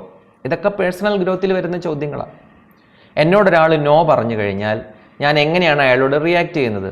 പണ്ട് ഞാൻ എങ്ങനെയായിരുന്നു റിയാക്ട് ചെയ്യുന്നത്, ഇപ്പോൾ ഞാൻ എങ്ങനെയാണ് റിയാക്ട് ചെയ്യുന്നത്? പണ്ടും ഇപ്പോഴും ഒരേപോലെയാണ് റിയാക്ട് ചെയ്യുന്നതെങ്കിൽ എനിക്ക് ഗ്രോത്ത് ഇല്ല എന്നാണ് അതിനർത്ഥം. അപ്പോൾ ഇങ്ങനെയൊക്കെ നിങ്ങൾ നിങ്ങളുടെ പാസ്റ്റും പ്രസൻറ്റും ആയിട്ടൊന്ന് കമ്പാരിസൺ നടത്തിയതിന് ശേഷം പേഴ്സണൽ ഗ്രോത്ത് എത്ര മാർക്ക് കൊടുക്കാൻ താല്പര്യപ്പെടുന്നു? സെൽഫ് ഇംപ്രൂവ്മെൻറ്റ് എന്ന് പറയുന്ന സംഗതി നിങ്ങളുടെ ജീവിതത്തിലുണ്ടോ? ഉണ്ടെങ്കിൽ എത്രമാത്രം ഉണ്ട്, എത്രത്തോളമുണ്ട് എന്ന്. ഇനി ഇപ്പോൾ ഞാൻ ഈ പറയുന്ന അതേ വേഗതയിൽ ചെയ്യാൻ പറ്റിയില്ലെങ്കിൽ വേണ്ട, ഈ വീഡിയോ നിങ്ങൾ വീണ്ടും പ്ലേ ചെയ്ത് ആലോചിച്ച് കൊടുത്താൽ മതി. എന്തായാലും സിൻസിയർ ആയിരിക്കണം. കാര്യം ഇത് ഒരിക്കലും എന്നോട് പറയാൻ വേണ്ടി നിങ്ങൾ ഇതിന് മാർക്ക് ഇടണ്ട. ഞാൻ മാർക്ക് ചോദിക്കാനേ പോകുന്നില്ല. അതാണ് ഇതിൻ്റെ ഒരു പ്രത്യേകത. ഒരാളും അയാളുടെ മാർക്ക് ഇവിടെ പറയേണ്ട ആവശ്യമില്ല. ഇത് അവനവനോട് മാത്രം ബോധിപ്പിക്കാനുള്ളതാണ്. അത് ഓർമ്മയിരിക്കട്ടെ. അതുകൊണ്ട് നമുക്ക് മാത്രം ബോധ്യപ്പെട്ടാൽ മതി. സിൻസിയറായിട്ട് മാർക്കിടുക. ഇപ്പോൾ പേഴ്സണൽ ഗ്രോത്ത് കഴിഞ്ഞു. അടുത്തത് പേഴ്സണൽ ഗ്രോത്ത് കഴിഞ്ഞാൽ സ്പിരിച്വൽ ഗ്രോത്ത് ആണ്. ഇതൊരു പക്ഷേ നിങ്ങൾക്ക് അത്ര പരിചയമുണ്ടാകില്ല. പേഴ്സണൽ ഗ്രോത്തിൻ്റെ തന്നെ ഡീപ്പസ്റ്റ് ആയിട്ടുള്ള തലമാണ് സ്പിരിച്വൽ ഗ്രോത്ത്. സ്പിരിച്വൽ ഗ്രോത്ത് എന്ന് പറഞ്ഞാൽ ജീവിതത്തിൻ്റെ റോ ആയിട്ടുള്ള ഒരുപാട് ട്രൂത്തുകളെ നമ്മൾ, ഫോർ എക്സാമ്പിൾ ഡിപ്പാർച്ചർ, ഡെത്ത്, ഇതുപോലെയുള്ള വലിയ വലിയ രോഗങ്ങൾ, ഇതുപോലെയുള്ള വലിയ വലിയ വെല്ലുവിളികളെയും ജീവിതത്തിൻ്റെ വളരെ ഹാർഷായിട്ടുള്ള റിയാലിറ്റികളെയും ഫേസ് ടു ഫേസ് കണ്ണിൽ നോക്കാനുള്ള ഒരു ശക്തി നിങ്ങൾ ആർജിച്ചിട്ടുണ്ടോ? ആ ശക്തി കിട്ടണമെങ്കിൽ ഒന്നുകിൽ നമ്മളൊരു ഈശ്വര വിശ്വാസിയായിരിക്കണം. വെറും വിശ്വാസം പോരാ. നമ്മൾ അത്രയധികം ആ ഗോഡ്ലിനെസ്, ഈശ്വരൻ എന്നല്ല ഞാൻ ഉപയോഗിക്കുന്നത്, ഗോഡ്ലിനെസ്, ഈശ്വരീയത, ദൈവീകത, അതൊരു പ്രസന്റ് കണ്ടിന്യൂസിൽ സംഭവിച്ചുകൊണ്ടിരിക്കുകയാണ്. ആ പറയുന്ന ഒരു ഫിനോമിനുമായിട്ട് നമുക്ക് എത്രമാത്രം നമ്മൾ റിലേറ്റഡ് ആണ്? നമുക്ക് ചുറ്റും ഒരു ഡിവിനിറ്റി, ഒരു ഗോഡ്ലിനെസ് നമ്മൾ ഫീൽ ചെയ്യുന്നുണ്ടോ? നമ്മുടെ ജീവിതത്തിൽ നമ്മൾക്ക് മുകളിലായിട്ട് എന്തോ ഒന്ന് പ്രവർത്തിക്കുന്നതായിട്ട് വ്യക്തമായി നമുക്ക് കാണാൻ സാധിക്കുന്നുണ്ടോ? ഞാൻ ജീവിച്ച ജീവിതം എന്നെക്കാൾ അധികമായിട്ട് അറിയാവുന്ന മറ്റൊരു ശക്തി അതിന് മുകളിലൂടെ പ്രവർത്തിച്ചു കൊണ്ടിരിക്കുന്നതായിട്ട് നമുക്ക് തോന്നിയിട്ടുണ്ടോ? ഇങ്ങനെയൊക്കെ തോന്നുന്നുണ്ടെങ്കിൽ നമ്മൾ സ്പിരിച്വൽ ഗ്രോത്ത്, നമ്മുടെ സ്പിരിച്വൽ ഗ്രോത്തിൽ ഉണ്ടാകുന്ന തോന്നലുകളാണ് ഇതെല്ലാം. പിന്നെ ലൈഫിനെ ഒരു ടോട്ടലായിട്ട് കാണാൻ നമുക്ക് സാധിക്കുന്നുണ്ടോ? ലൈഫിലുണ്ടാകുന്ന ചേഞ്ചുകൾ നമുക്ക് കാണാൻ സാധിക്കുന്നുണ്ടോ? ഇത് കുറച്ച് ഡീപ്പായിട്ടുള്ള കാഴ്ചയാണ്. ഇതിനെയാണ് സ്പിരിച്വൽ ഗ്രോത്ത് എന്ന് പറയുന്നത്. സ്പിരിച്വൽ ഗ്രോത്തിന് നിങ്ങൾ എത്രത്തോളം ഉണ്ട് എന്നനുസരിച്ച് മാർക്ക് കൊടുക്കുക. നമുക്കെപ്പോഴും ആങ്കർ ചെയ്യുന്നത്, നമ്മളെപ്പോഴും ദ ബെസ്റ്റ് ആങ്കറിങ് എന്ന് പറയുന്നത് സ്പിരിച്വൽ ആങ്കറിങ് ആണ്. നമ്മുടെ ലൈഫിൽ അങ്ങനെ ഒരു ആങ്കർ നമുക്കുണ്ടെങ്കിൽ പിന്നീട് നമ്മൾ ഒരിക്കലും അതിന് ഉഴറിപ്പോകില്ല ലൈഫിൽ. അങ്ങനെ ഒരു ആങ്കർ നിങ്ങൾക്കുണ്ടെങ്കിൽ, സ്പിരിച്വൽ ആങ്കർ നിങ്ങൾക്ക് ഉണ്ടെങ്കിൽ നല്ല മാർക്ക് കൊടുക്കാം. അതല്ല, അതിലേക്ക് ശ്രദ്ധിച്ചിട്ടില്ലെങ്കിൽ, ഞാൻ ഈ പറയുന്ന രീതിയിൽ ഒരു ഫിനോമിനെ ശ്രദ്ധിച്ചിട്ടില്ലെങ്കിൽ കുറച്ച് മാർക്ക് കുറവ് കൊടുക്കുക. പിന്നീട് എന്ത് വേണമെന്ന് ഞാൻ ശേഷം പറഞ്ഞുതരാം. Next, partner and love. ചെറിയ കുട്ടികൾക്ക് ഒരുപക്ഷെ പാർട്ട്ണറോ ലവ് അഫെയറോ അങ്ങനെയുള്ള സംഗതികളൊന്നും ഉണ്ടാവണമെന്നില്ല. ബട്ട് ജനറലി ഒരു മനുഷ്യനെ സംബന്ധിച്ച് പാർട്ട്ണർ ആൻഡ് ലവ് ഉണ്ടാവും. ഇപ്പം നിങ്ങൾ നേരത്തെ ചോദിക്കും, നേരത്തെ ഫാമിലി പറഞ്ഞിട്ട് രണ്ടാമത് പാർട്ട്ണർ പറയുമ്പോൾ എന്താണ് ഉദ്ദേശിക്കുന്നതെന്ന്. ഒന്നും അങ്ങനെ ഉദ്ദേശിച്ചിട്ടല്ല പറഞ്ഞത്. ഫാമിലി എന്ന് പറയുമ്പോൾ അതൊരു ടോട്ടലാണ്. അതിൽ അച്ഛൻ, അമ്മ, മുത്തശ്ശൻ, മുത്തശ്ശി, ഭാര്യ, കുഞ്ഞുങ്ങൾ, ഇത്രയും പേരടങ്ങുന്ന ഒരു സംഗതികളാണ് ഫാമിലി എന്ന് പറയുന്നത്. പാർട്ട്ണർ ആൻഡ് ലവ് എന്ന് പറയുമ്പോൾ നിങ്ങൾ വിവാഹം കഴിച്ച പാർട്ട്ണറാണ്. വിവാഹം കഴിച്ചിട്ടില്ലെങ്കിൽ വിവാഹം കഴിക്കാൻ പോകുന്ന പാർട്ട്ണർ. അപ്പം നമ്മുടെ ഒരു ഹ്യൂമൻ ബോണ്ട്, ഞാൻ ആർട്ട് ഓഫ് ലവിങ് ഒക്കെ എടുത്തപ്പോൾ സംസാരിച്ച വിഷയമാണത്. ഒരു ഹ്യൂമൻ ബോണ്ട് എപ്പോഴും ഉണ്ടാവുമല്ലോ. അത് മീനിങ് ഫുള്ളാണോ അതോ വെറും ക്രഷാണോ? നിങ്ങളുടെ പാർട്ട്ണർ നിങ്ങളെ മനസ്സിലാക്കുന്ന ആളാണോ? അത് ഞാൻ അതിലേക്ക് ഡീറ്റെയിൽസിലേക്ക് പോകുന്നില്ല. അങ്ങനെ ഒരു ലൈഫ് ഉണ്ടെങ്കിൽ അതിന് നിങ്ങൾ എത്ര മാർക്ക് കൊടുക്കും? അത് ചെയ്യുക. കാര്യം ഞാൻ നേരത്തെ ജോലിയുടെ കാര്യം പറഞ്ഞതുപോലെ തന്നെ ഫാമിലിയുടെ കാര്യം പറഞ്ഞതുപോലെ തന്നെ നമ്മൾ ഏറ്റവും കൂടുതൽ എക്സ്പോസ്ഡ് ആവുന്നത് നമ്മുടെ പാർട്ട്ണറുടെ മുമ്പിലാണ്.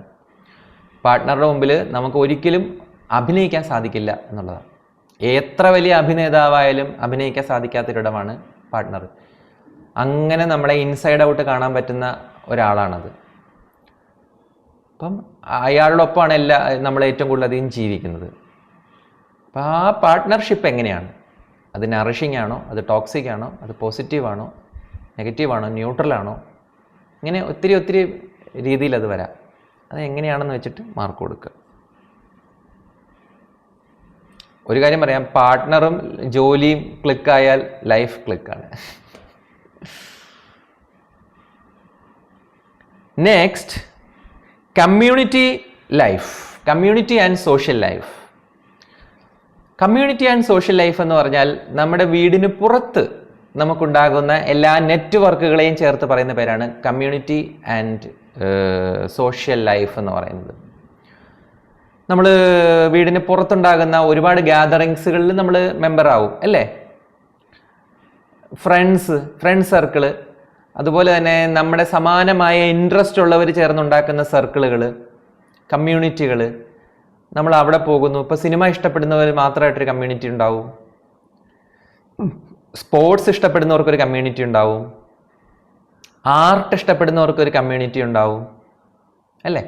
അപ്പം കോമൺ ഇൻട്രസ്റ്റിൻ്റെ മുകളിൽ നമ്മൾ ഒരു കൂട്ടം ആൾക്കാരുമായി കമ്മ്യൂൺ ചെയ്യുന്നെങ്കിൽ അതിൻ്റെ പേരാണ് കമ്മ്യൂണിറ്റി എന്ന് പറയുന്നത്. അത് പരസ്പരാശ്രിതമായിട്ടുള്ളൊരു ബന്ധമാണ്.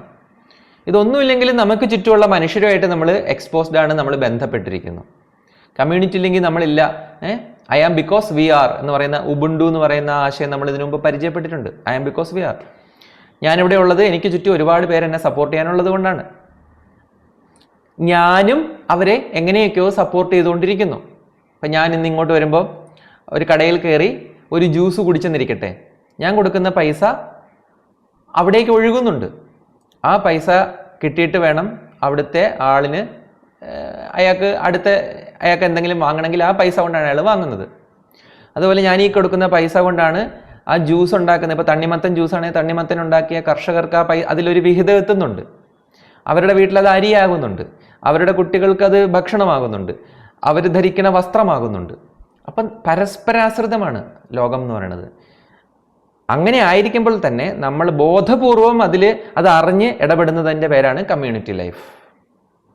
നമുക്ക് മനുഷ്യരുമായിട്ട് നമുക്ക് എത്ര അഗാധമായ ബന്ധമുണ്ട്, അതിൽ നിങ്ങൾ 1 തൊട്ട് 10 എത്ര മാർക്ക് കൊടുക്കും?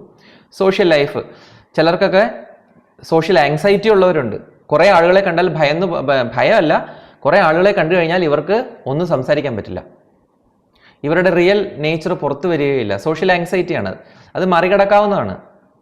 നമ്മൾ എക്സ്പോസ്ഡ് ആയി അവരോട് വീണ്ടും വീണ്ടും കണ്ടു കഴിഞ്ഞാൽ നമ്മൾ അവരെ ലവ് ചെയ്തു തുടങ്ങും.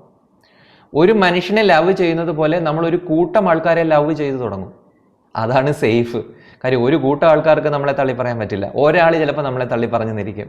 ഒരു കൂട്ടം പേരെ ലവ് ചെയ്യുന്നതാണ് സേഫ് ലവ്. അപ്പം നമുക്ക് ഈ ആൾക്കൂട്ടത്തെ സ്നേഹിക്കുക എന്ന് പറയുന്ന ഒരു സംഗതിയുണ്ട്. ഈ പൊതുവിൽ ആൾക്കൂട്ടത്തെ ഭയക്കുകയാണ് നമ്മൾ ചെയ്യുക. സോഷ്യൽ ആങ്സൈറ്റിയാണ് നമുക്കുള്ളത്. പക്ഷേ അപരിചിതരായവരെയും ആൾക്കൂട്ടത്തെയും നമ്മൾ സ്നേഹിച്ചു തുടങ്ങും. അത് ഈ social and community life strong ആകുമ്പോഴാണ്. അപ്പോൾ അതിന് എത്ര മാർക്ക് കൊടുക്കുന്നു എന്ന് എഴുതുക. Next is health. വളരെ ഇമ്പോർട്ടൻ്റ് ആയിട്ടുള്ള സംഗതിയാണ്. നമുക്കത് പറയാതെ ഒരു ക്ലാസ്സിലും നമ്മൾ മുമ്പോട്ട് പോയിട്ടില്ല, ഒരു ടെക്സ്റ്റ് നമ്മൾ എടുത്ത് തീർത്തിട്ടില്ല. ഹെൽത്ത് എന്ന് പറയുന്നത്, ഹെൽത്ത് ഇല്ലെങ്കിൽ ഒന്നുമില്ല. നമ്മൾ ഇതിനു മുമ്പ് പറഞ്ഞ എല്ലാം നൾ ആൻഡ് വോയിഡ് ആവും ഹെൽത്ത് ഇല്ലെങ്കിൽ. നമ്മുടെ സ്പിരിച്വൽ ഗ്രോത്ത്, നമ്മുടെ പേഴ്സണൽ ഡെവലപ്മെൻറ്റ്, നമ്മുടെ ഫിനാൻഷ്യൽ ഗ്രോത്ത്, നമ്മുടെ ഫാമിലി, നമ്മുടെ പാർട്ട്ണർ, ഇതൊക്കെ ഒന്നുമല്ല ഉണ്ടാവും നമ്മൾ ഹെൽത്തി അല്ലെങ്കിൽ. അപ്പോൾ നമ്മുടെ ഹെൽത്തിന് വേണ്ടി നമ്മൾ എത്രമാത്രം ഇൻവെസ്റ്റ് ചെയ്യുന്നു, ടൈം ഇൻവെസ്റ്റ് ചെയ്യുന്നു, മണി ഇൻവെസ്റ്റ് ചെയ്യുന്നു, നമ്മൾ എത്രമാത്രം കെയർഫുള്ളാണ്, നമ്മൾ കഴിക്കുന്ന ഭക്ഷണത്തിൽ എത്രമാത്രം കെയർഫുള്ളാണ്, നമ്മുടെ ശരീരഭാരം അതിൻ്റെ ആവശ്യത്തിനുള്ള ഭാരമാണോ, ആവശ്യത്തിലേറെ ഉണ്ടോ, അതോ ആവശ്യത്തിന് ഉള്ള ഭാരത്തിൽ താഴെയാണോ നമുക്കുള്ളത്, നമ്മളെ എന്തെങ്കിലും അസുഖങ്ങൾ അലട്ടുന്നുണ്ടോ? നമ്മൾ സ്ഥിരമായി മരുന്ന് കഴിക്കുന്നവരാണോ? ഇങ്ങനെ കുറേ ചോദ്യങ്ങൾ സ്വയം ചോദിക്കുക.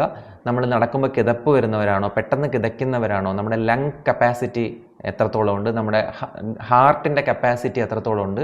നമ്മൾ മുകളിലേക്ക് കയറുമ്പോൾ പെട്ടെന്ന് നമുക്ക് തല ചുറ്റാറുണ്ടോ? ഇരുന്ന് തല ചുറ്റാറുണ്ടോ? നമുക്ക് ക്ഷീണം അനുഭവപ്പെടാറുണ്ടോ? ഡെഫിഷ്യൻസി വരാറുണ്ടോ? നമ്മൾ ബ്ലഡ് ചെക്ക് ചെയ്യുമ്പോൾ നമ്മളുടെ മൈക്രോ ന്യൂട്രിയൻസ് ഒന്നും തന്നെ അതിന് വേണ്ടത്ര അളവിൽ ഇല്ലാത്തൊരവസ്ഥ വന്നിട്ടുണ്ടോ? വൈറ്റമിൻസും അങ്ങനെയുള്ള ഡെഫിഷ്യൻസികൾ വന്നിട്ടുണ്ടോ? ഇങ്ങനെ ഒരുപാട് കാര്യങ്ങൾ നമ്മൾ ശ്രദ്ധിച്ചിട്ട് നമ്മുടെ ഹെൽത്ത് എങ്ങനെയാണെന്ന് എഴുതി വയ്ക്കുക. ഹെൽത്ത് നമ്മൾ അതിനു വേണ്ടി ടൈമും കൊടുക്കണം. നമ്മൾ വർക്കൗട്ട് ചെയ്യാനോ എക്സർസൈസ് ചെയ്യാനോ നടക്കാനോ ഒക്കെ നമ്മൾ പോകാറുണ്ടോ? കഴിക്കുന്ന ഭക്ഷണത്തിൽ ശ്രദ്ധിക്കാറുണ്ടോ? ലാസ്റ്റ് എന്ന് പറയുന്നത് ഫൺ ആൻഡ് റിക്രിയേഷനാണ്. ഫൺ ആൻഡ് റിക്രിയേഷൻ എന്ന് പറയുമ്പോൾ നമുക്ക് എന്തെങ്കിലും ഹോബി ഉണ്ടോ? നമുക്ക് എന്തെങ്കിലും സ്പോർട്സിൽ നമ്മൾ ഇൻവോൾവ്ഡ് ആണോ? അതല്ലെങ്കിൽ നമ്മൾ ആർട്ട് കാണുന്നതിനപ്പുറം നമ്മൾ അതിൽ ചെയ്യുന്നുണ്ടോ? ആർട്ടിൽ നമ്മൾ പെർഫോം ചെയ്യുന്നുണ്ട്. ഇപ്പം നിങ്ങളൊരു നാടകം കാണുന്നവരാണ്, പക്ഷേ കാണുന്നത് എൻ്റർടൈൻമെൻറ്റ്, ഓക്കെ, ദാറ്റ്സ് ഗുഡ്. പക്ഷെ നമ്മൾ ശരിക്കും അതിനകത്ത് പാർട്ടിസിപ്പേറ്റ് ചെയ്യുമ്പോൾ അത് വേറൊരു തലത്തിലേക്ക് പോകും. സ്പോർട്സ് കാണുന്നത് ഓക്കെയാണ്, പക്ഷേ സ്പോർട്സ് ചെയ്യുമ്പോൾ അത് വേറൊരു തലത്തിലേക്ക് പോകും. അപ്പോൾ ആ രീതിയിൽ നമ്മുടെ അതെന്ന് വെച്ചാൽ മൊമെൻ്ററി, എന്താ പറയുക, ഒരു ബ്ലിസ്സാണത്. ഒരു ഫൊർഗറ്റ്ഫുൾനെസ് നമുക്ക് തരും. ഞാൻ നന്നായിട്ട് ബാഡ്മിൻ്റൺ കളിക്കുന്ന ആളാണ്. ബാഡ്മിൻ്റൺ കളിക്കുമ്പോൾ എന്ന് വെച്ചാൽ നമ്മളില്ല, അത് ഭയങ്കര ഒരു ആ സമയത്ത് നമ്മൾ ഒരു പ്രശ്നവും ഇല്ല. ഇപ്പോൾ ഫോർ എക്സാമ്പിൾ എന്തെങ്കിലും ഒരു പ്രോബ്ലം നമ്മളെ അലട്ടിക്കൊണ്ടിരിക്കുന്ന ഒരു ദിവസം ഞാൻ ഷൂസൊക്കെ കെട്ടി ബാറ്റുമായിട്ട് കളിക്കാൻ പോയി. കളി തുടങ്ങിക്കഴിഞ്ഞാൽ ഈ പ്രോബ്ലം അങ്ങ് പോകും, മൈൻഡിൽ നിന്ന് കംപ്ലീറ്റ് പോകും. അതെങ്ങനെയാണെന്ന് എനിക്കറിയില്ല. പിന്നെ ആ സംഗതിയില്ല, നമ്മൾ ആ ബ്ലിസ് മാത്രമേ ഉള്ളൂ. ചിലപ്പോൾ ഒരു മണിക്കൂർ 1.5 മണിക്കൂർ നമ്മൾ കളിച്ച് കഴിഞ്ഞ് തിരിച്ച് നമ്മൾ ഇറങ്ങി ബാറ്റ് താഴെ വെച്ച് ഇരുന്ന് ഷൂ അഴിക്കുമ്പോഴാണ് ഈ പ്രോബ്ലം വീണ്ടും വരും. അത് സോൾവ് ചെയ്യപ്പെട്ടിട്ടില്ല, ആ പ്രോബ്ലം അവിടെ തന്നെയുണ്ട്. പക്ഷെ ആ കളിച്ച മുഴുവൻ സമയം അത് മാറി നിന്നു. ഇതാണ് ഫൺ ആൻഡ് റിക്രിയേഷൻ. നമുക്കിത് അത്യാവശ്യമാണ്. എന്തുകൊണ്ട്? ഇതുപോലെ ഒരു വിസ്മൃതി ഇല്ലെങ്കിൽ മനുഷ്യൻ തളർന്നു പോകും, എക്സോസ്റ്റഡ് ആയി പോകും. ഒരേ രീതിയിൽ അയാളുടെ മൈൻഡ് നിൽക്കുകയാണ്. ആ ഒരേ സ്ട്രെസ് ലെവല്, ഒരേ വർക്ക് പ്രഷർ, ഒരേ പ്രോബ്ലംസ് കണ്ടിന്യൂ ചെയ്യാണ്. ഇത് ഇടയ്ക്ക് അതിനെ ബ്രേക്ക് ചെയ്യാണ്, ബ്രേക്ക് ദ ചെയിൻ. നമ്മളെ ഒരു കളി എന്ന് പറയുന്നത്, ഒരു റിക്രിയേഷന് വേണ്ടി നമ്മൾ ചെയ്യുന്ന ഒരു സ്പോർട്സ് എന്ന് പറയുന്നത് നമ്മുടെ സ്ട്രെസ്സിനെ ബ്രേക്ക് ചെയ്യുന്നു, നമ്മുടെ മെൻ്റൽ പാറ്റേണിനെ ബ്രേക്ക് ചെയ്യുന്നു. കുറേ സമയത്തേക്ക് ചിന്തകൾ നിലയ്ക്കുന്നു, പ്രശ്നങ്ങൾ നമ്മളെ വിട്ട് മാറി നിൽക്കുന്നു. ഒരു മണിക്കൂർ 1.5 മണിക്കൂർ നേരത്തേക്ക്. ഇത്തരത്തിലുള്ള ഫൺ ആൻഡ് റിക്രിയേഷൻ നിങ്ങൾക്കുണ്ടോ? ഉണ്ടെങ്കിൽ അതിന് മാർക്ക് കൊടുക്കുക. അപ്പോൾ ഏകദേശം ഒരു 9 സ്ലൈസ് നമ്മളിന്ന് ചെയ്ത് കഴിഞ്ഞു.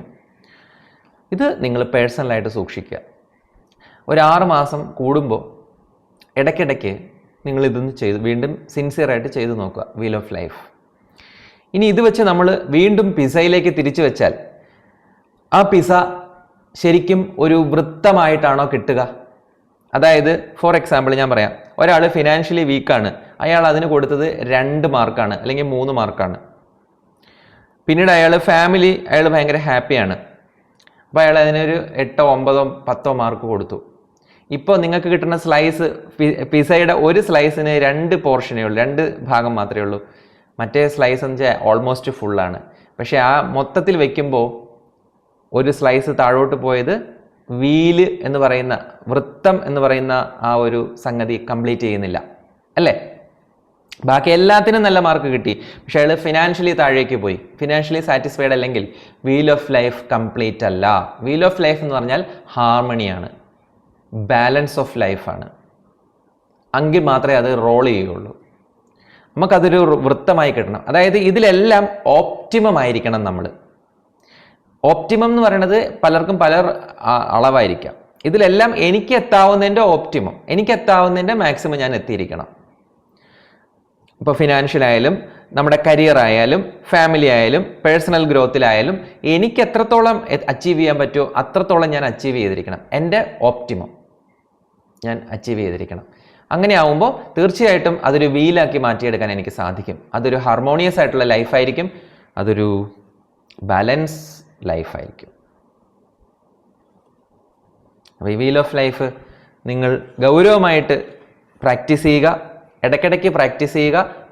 എവിടെയൊക്കെയാണ് ഇത് നമുക്ക് താഴോട്ട് പോയത് എന്നുള്ളത് നമ്മൾ ആലോചിക്കുക. ഇതിൽ ചില ക്വസ്റ്റ്യൻസും കൂടെ ഞാൻ ഇതിനോട് ആഡ് ചെയ്ത് തരാം. അതായത് നമുക്ക് ചില ക്വസ്റ്റ്യൻ ഉണ്ട്. അപ്പോൾ ഞാനിവിടെ കണ്ട ചില ചോദ്യങ്ങളുണ്ട്. When you look at the shape of the wheel, how do you feel? ആ വീൽ ഓഫ് ലൈഫ് മൊത്തത്തിൽ കാണുമ്പോൾ ഇത്രയും സംഗതികൾ ഉണ്ടെന്ന് നിങ്ങൾ അറിഞ്ഞിരുന്നോ? ഇതാണ് ആ ചോദ്യത്തിൻ്റെ അർത്ഥം. നമ്മുടെ ജീവിതത്തിന് ഇത്രയും സ്ലൈസുകളുള്ള ഒരു പിസയാണ് നമ്മുടെ ലൈഫ് എന്ന് നമ്മൾ അറിഞ്ഞിരുന്നോ? അതോ നമ്മൾ അതിനെക്കുറിച്ച് അൺഅവെയർ ആയിരുന്നോ? നമ്മൾ അതിനെക്കുറിച്ച് ഓർത്തിട്ടേ ഇല്ല. നമുക്കൊരു ഫിനാൻഷ്യൽ ബാക്ക്ഗ്രൗണ്ട് ഉള്ള കാര്യം നമ്മൾ മറന്നുപോയിട്ടുണ്ട്. നമുക്കൊരു ഹെൽത്ത് ഉള്ള കാര്യം, ഒരു ബോഡി ഉള്ള കാര്യം നമ്മൾ മറന്നുപോയിട്ടുണ്ടോ? നമുക്ക് റിക്രിയേഷനെ കുറിച്ച് നമ്മൾ ചിന്തിക്കുന്നുണ്ടോ? ഇങ്ങനെയുള്ള ഒരുപാട് കാര്യങ്ങൾ. അപ്പം നമ്മൾ വീൽ ഓഫ് ലൈഫ് കാണുമ്പോൾ നമ്മളതിനെ എങ്ങനെയാണ് ഫീൽ ചെയ്യുക? What surprise you the most? നമ്മൾ ആ വീൽ ഓഫ് ലൈഫ്, ഇപ്പം ഞാൻ 9 ഘടകങ്ങൾ പറഞ്ഞപ്പോൾ ഇതിൽ ഏതാണ് നിങ്ങളെ സർപ്രൈസ് ചെയ്തത്?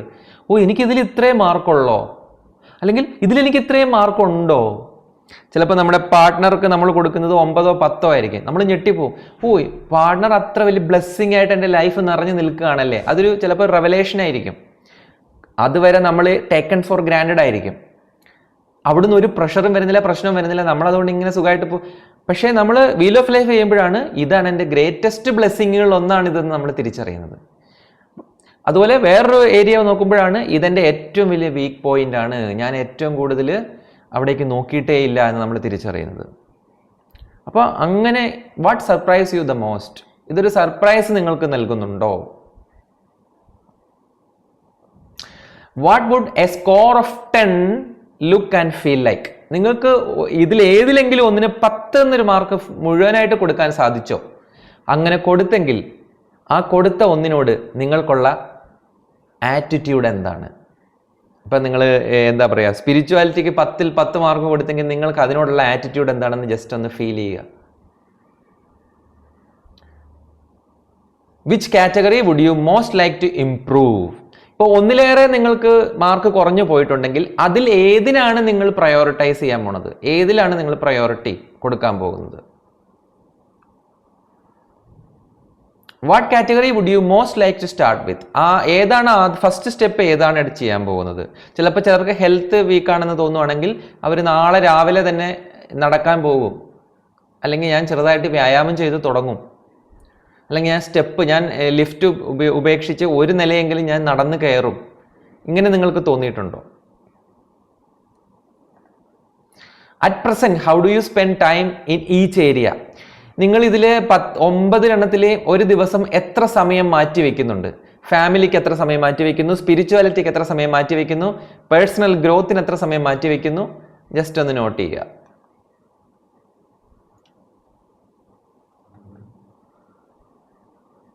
ഓക്കെ, ഇങ്ങനെ കുറച്ച് ചോദ്യങ്ങളുണ്ട്. ഇനിയും ധാരാളം ഇത്തരം ചോദ്യങ്ങൾ വരും. അപ്പോൾ ഈ ചോദ്യങ്ങളൊക്കെ എന്തിനാണ് ഈ ചോദ്യങ്ങൾ ചോദിക്കുന്നത്? നിങ്ങളെ വീണ്ടും വീണ്ടും അവെയർ ആക്കുകയാണ്. This is your life, this is your life. നിങ്ങൾ ഇഷ്ടപ്പെട്ടാലും ഇഷ്ടപ്പെട്ടില്ലും ഇതാണ് നമ്മുടെ ലോകം, ഇതാണ് നമ്മുടെ ഗ്രൗണ്ട്, ഇവിടെയാണ് നമ്മൾ കളിക്കേണ്ടത്. നമുക്ക് കളിക്കാനുള്ള ഏരിയാസാണ് ഇതെല്ലാം. ഈ പറയുന്ന 9ലുമാണ് നമ്മുടെ കളി നിൽക്കുന്നത്. ഇതിനപ്പുറത്തൊരു കളിയൊന്നുമില്ല. സ്പിരിച്വാലിറ്റി വരെയുള്ള ഈ 9 പോർഷനിലാണ് നമ്മൾ കളിക്കാൻ പോണത്. അത് ഇപ്പം നിങ്ങൾക്ക് 14 വയസ്സാണെങ്കിൽ ശരി, 24ലും 34ലും 44ലും 54ലും തൊട്ട് 94 വയസ്സായാലും ഈ പറയുന്ന ഏരിയയിലായിരിക്കും നിങ്ങളുടെ ഫുൾ ഗെയിമും കണക്കാൻ പോണത്. ഇതിനെ നമുക്ക് ഒരിക്കലും എന്ത് ചെയ്യാൻ പറ്റില്ല, നെഗ്ലക്റ്റ് ചെയ്യാൻ പറ്റില്ല, അവോയ്ഡ് ചെയ്യാൻ പറ്റില്ല, കണ്ടില്ലെന്ന് നടിക്കാൻ പറ്റില്ല. അതുകൊണ്ട് ഇത് ഇമ്പോർട്ടൻ്റ് ആണ്. വീൽ ഓഫ് ലൈഫ് എന്നും നിങ്ങളോടൊപ്പം ഉണ്ടായിരിക്കട്ടെ. ഏതായാലും നമുക്ക് നമ്മുടെ പുസ്തകത്തിലേക്ക് മടങ്ങി വരാം. നമുക്ക് ഇനി സമയമുണ്ട്, പുസ്തകത്തിലേക്ക് മടങ്ങി വരാം. അപ്പം അദ്ദേഹം പറയുന്നത്, ജീവിതം നിലനിൽപ്പിനായിട്ടുള്ള ഒരു നിരന്തര പോരാട്ടമാക്കാൻ ഞാൻ ആഗ്രഹിക്കുന്നില്ല. അദ്ദേഹം പറയാണ്, ലൈഫ് എന്ന് പറയുന്നത് സർവൈവൽ മാത്രമല്ല. അത് അടിവരയിട്ട് പറയുകയാണ്. സർവൈവലിന് വേണ്ടി മാത്രം എനിക്ക് ചെയ്യാൻ ഞാൻ ആഗ്രഹിക്കുന്നില്ല. പിന്നെയോ സ്വതന്ത്രമായൊരു ലൈഫ് ഞാൻ ആഗ്രഹിക്കുന്നു. ഫ്രീഡം, ലൈഫിന് ഫ്രീഡം വേണം. സ്വതന്ത്രമായൊരു ജീവിതം ഞാൻ ആഗ്രഹിക്കുന്നു. ഉണർന്ന് എനിക്കിഷ്ടമുള്ള കാര്യം എനിക്കിഷ്ടമുള്ളപ്പോൾ എനിക്കിഷ്ടമുള്ളവരോടൊപ്പം ചെയ്യാൻ ഞാൻ ആഗ്രഹിക്കുന്നു. അതായത് അദ്ദേഹം ചെയ്യാതെ മാറി നിൽക്കാൻ, അങ്ങനെ വർക്കിൽ നിന്ന് പുറകോട്ട് പോകാനല്ല അദ്ദേഹം പറയുന്നത്. പിന്നെയോ ആഹ്ലാദത്തോടു കൂടി എഴുന്നേറ്റിട്ട് എനിക്കിഷ്ടമുള്ള കാര്യം ഇഷ്ടമുള്ളവരോടൊപ്പം ഇഷ്ടമുള്ളത്ര സമയം ഇഷ്ടമുള്ളപ്പോൾ ചെയ്യാൻ ഞാൻ ആഗ്രഹിക്കുന്നു. ഇതാണ് ഫ്രീഡം. ബാക്കി മറ്റെല്ലായിടത്തും നമ്മൾ ഫോഴ്സ്ഡ് ആണ്. നിങ്ങൾക്ക് ഇഷ്ടമുണ്ടോ, നിങ്ങൾക്ക് കൂടെ വർക്ക് ചെയ്യുന്നവരെ ഇഷ്ടമുണ്ടോ ഇല്ലയോ എന്ന് അവിടെ നോക്കില്ല. നിങ്ങൾ ചെയ്യുന്ന ജോലി നിങ്ങൾ ഇഷ്ടപ്പെടുന്നുണ്ടോ എന്ന് നോക്കില്ല, റിസൾട്ട് മാത്രമേ നോക്കുകയുള്ളൂ. നിങ്ങൾ വളരെ സന്തോഷവാനാണോ എന്ന് ഒരിക്കലും ഒരു എംപ്ലോയറും ചോദിക്കില്ല. ഇപ്പോഴൊക്കെ ചോദിക്കുന്നുണ്ട്, ഈ കോർപ്പറേറ്റ് ട്രെയിനിങ്ങിന്റെ ഭാഗമായിട്ടൊക്കെ ചോദിക്കും. ആത്മാർത്ഥമായിട്ട് ഒരാളും ചോദിക്കുന്നില്ല. കാര്യം എംപ്ലോയർക്കും എംപ്ലോയി എല്ലാം ഒരേപോലെ സ്ട്രഗ്ലിംഗ് ആണ്. എനിക്കിഷ്ടമുള്ളപ്പോൾ ഇഷ്ടമുള്ളവരോടൊപ്പം ചെയ്യാൻ ഞാൻ ആഗ്രഹിക്കുന്നു. ജീവിതത്തെ ഞാൻ അഗാധമായി സ്നേഹിക്കാൻ ആഗ്രഹിക്കുന്നു. കണ്ടോ, ജീവിതത്തെ സ്നേഹം തോന്നുന്നത് എപ്പോഴാണ്? സ്വാതന്ത്ര്യം വരുമ്പോഴാണ്. നമുക്കിഷ്ടമുള്ള കാര്യം ഇഷ്ടമുള്ളവരോടൊപ്പം ഇഷ്ടമുള്ളപ്പോൾ ഇഷ്ടമുള്ളത്ര സമയം ചെയ്യുമ്പോഴാണ് നമുക്ക് ജീവിതത്തോട് സ്നേഹം തോന്നുന്നത്. എൻ്റെ ജോലിയെ സ്നേഹിക്കാൻ ഞാൻ ആഗ്രഹിക്കുന്നു. ലൈഫിനെ സ്നേഹിക്കുക എന്ന് പറഞ്ഞാൽ നമ്മുടെ ഏറ്റവും അടുത്തുള്ള മനുഷ്യരെ സ്നേഹിക്കുക എന്നുള്ളതാണ്. നമ്മൾ ചെയ്യുന്ന ജോലിയെ സ്നേഹിക്കുക എന്നുള്ളതാണ്. അതിനോട് ഗ്രേറ്റ്ഫുൾ ആയിരിക്കുക എന്നുള്ളതാണ്. ഇതിനെയൊക്കെ പറയുന്ന പേരാണ് ലൈഫ്, ജീവിതാനന്ദം എന്ന് പറയുന്നത്. ജീവിതത്തിലും തൊഴിലിലും ഒപ്പമുള്ളവരെ സ്നേഹിക്കാൻ ഞാൻ ആഗ്രഹിക്കുന്നു. എന്നെ സംബന്ധിച്ച് വിജയത്തിൻ്റെ നിർവചനം ഇത് മാത്രമാണ്. ഞാൻ എൻ്റെ ചുറ്റുമുള്ള മനുഷ്യരെ ഇഷ്ടപ്പെടുന്നു, ഞാൻ ചെയ്യുന്ന ജോലി ഞാൻ ഇഷ്ടപ്പെടുന്നു. ഇത് രണ്ടും, ഇങ്ങനെ കുറച്ച് കാര്യങ്ങളാണ് എൻ്റെ മുമ്പിൽ ലൈഫായിട്ട് വരുന്നത്. അപ്പം ഈ സ്നേഹമില്ലാത്തൊരു ലൈഫ് ഞാൻ ചൂസ് ചെയ്യുന്നില്ല, ഫ്രീഡം ഇല്ലാത്തൊരു ലൈഫ് ഞാൻ ചൂസ് ചെയ്യുന്നില്ല. അദ്ദേഹം പറയുന്നുണ്ട്, ഇതൊക്കെ തീർച്ചയായിട്ടും ഇതിനെയൊക്കെ സക്സസ് നമുക്ക് ധൈര്യപൂർവ്വം വിളിക്കാം. പക്ഷേ അത്തരമൊരു ജീവിതം വെറുതെ അങ്ങ് സംഭവിക്കുന്നില്ല.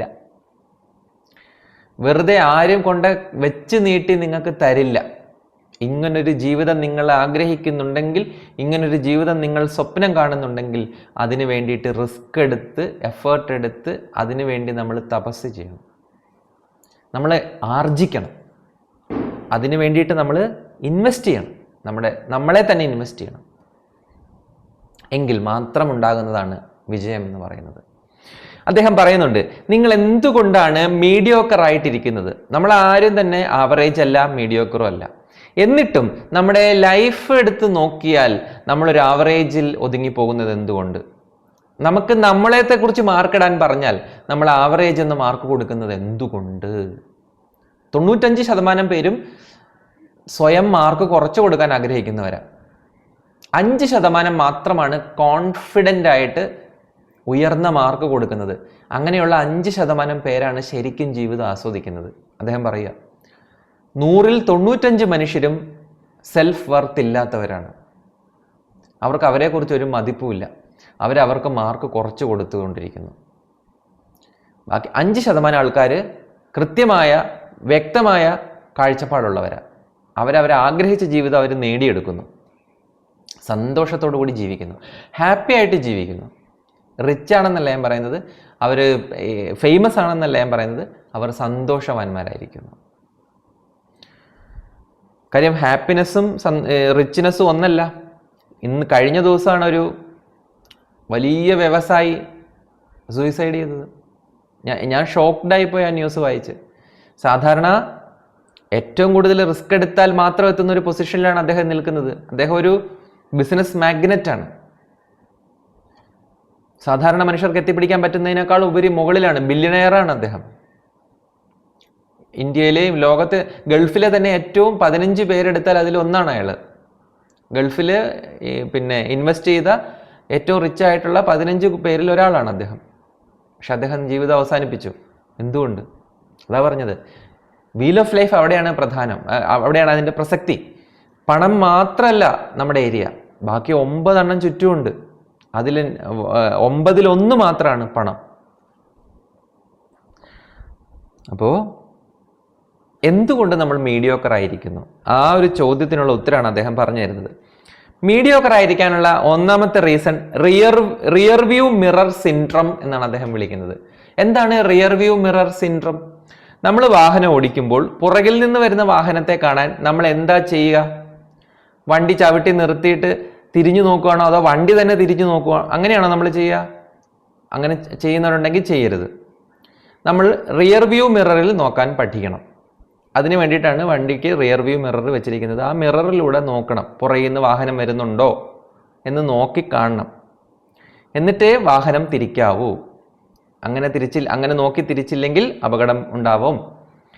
അപ്പോൾ റിയർ വ്യൂ മിറർ സിൻഡ്രം എന്ന് പറയുന്നൊരു സിൻഡ്രം ഉണ്ട്. എന്താണ് റിയർ വ്യൂ മിറർ സിൻഡ്രം?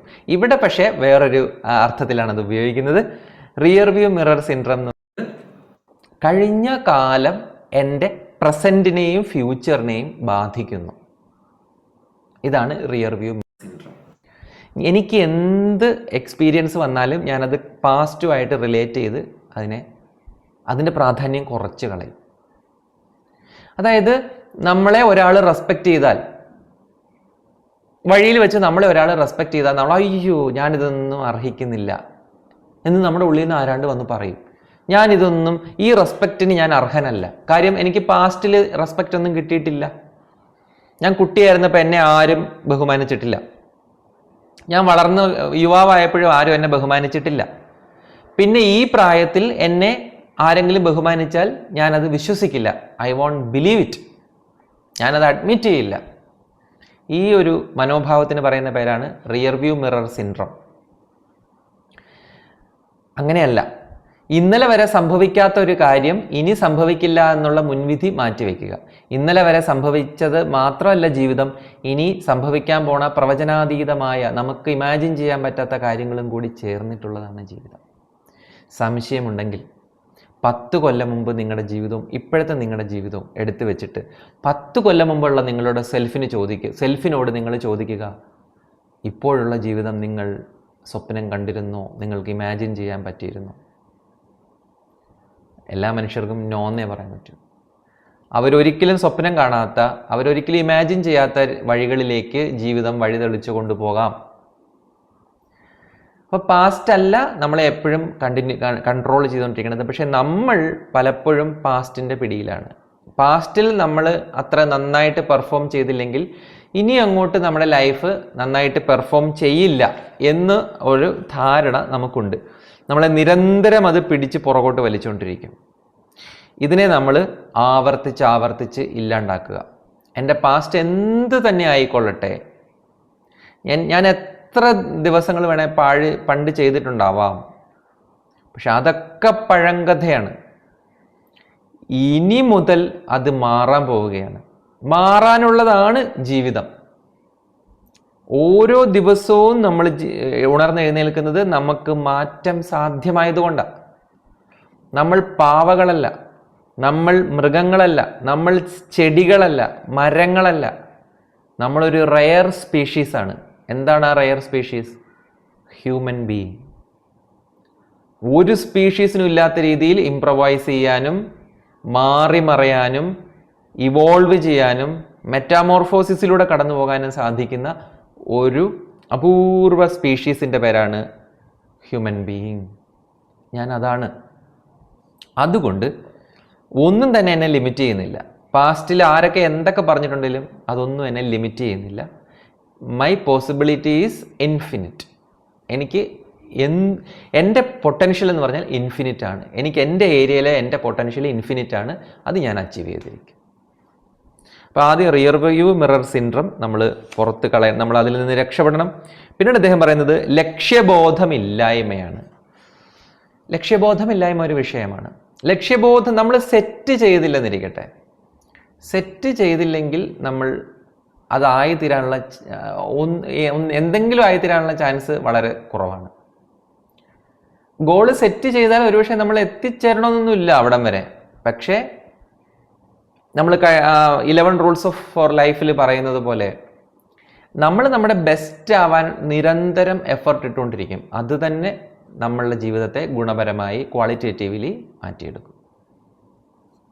അതുകൊണ്ട് എപ്പോഴും ലക്ഷ്യബോധം, നമ്മൾ സെറ്റായിരിക്കണം, ഫോക്കസ്ഡ് ആയിരിക്കണം, ഡിസ്ട്രാക്റ്റഡ് ആവരുത്. നമുക്ക് എപ്പോഴും ഒരു ലക്ഷ്യം വേണം. Short time and long time fixed ആയിരിക്കണം, ഫോക്കസ്ഡ് ആയിരിക്കണം. അതിലൂടെ വേണം പോകാൻ. അപ്പോൾ നിങ്ങളിലേക്ക് എങ്ങനെയാണ് ഇത് കണ്ടുപിടിക്കാൻ വേറെ മെത്തേഡുകളുണ്ട്. പക്ഷേ എപ്പോഴും ഒരു ലക്ഷ്യം വേണം. കാര്യം നമുക്ക് ഏറ്റവും കൂടുതൽ സന്തോഷം കിട്ടുന്നത് എപ്പോഴാണ്?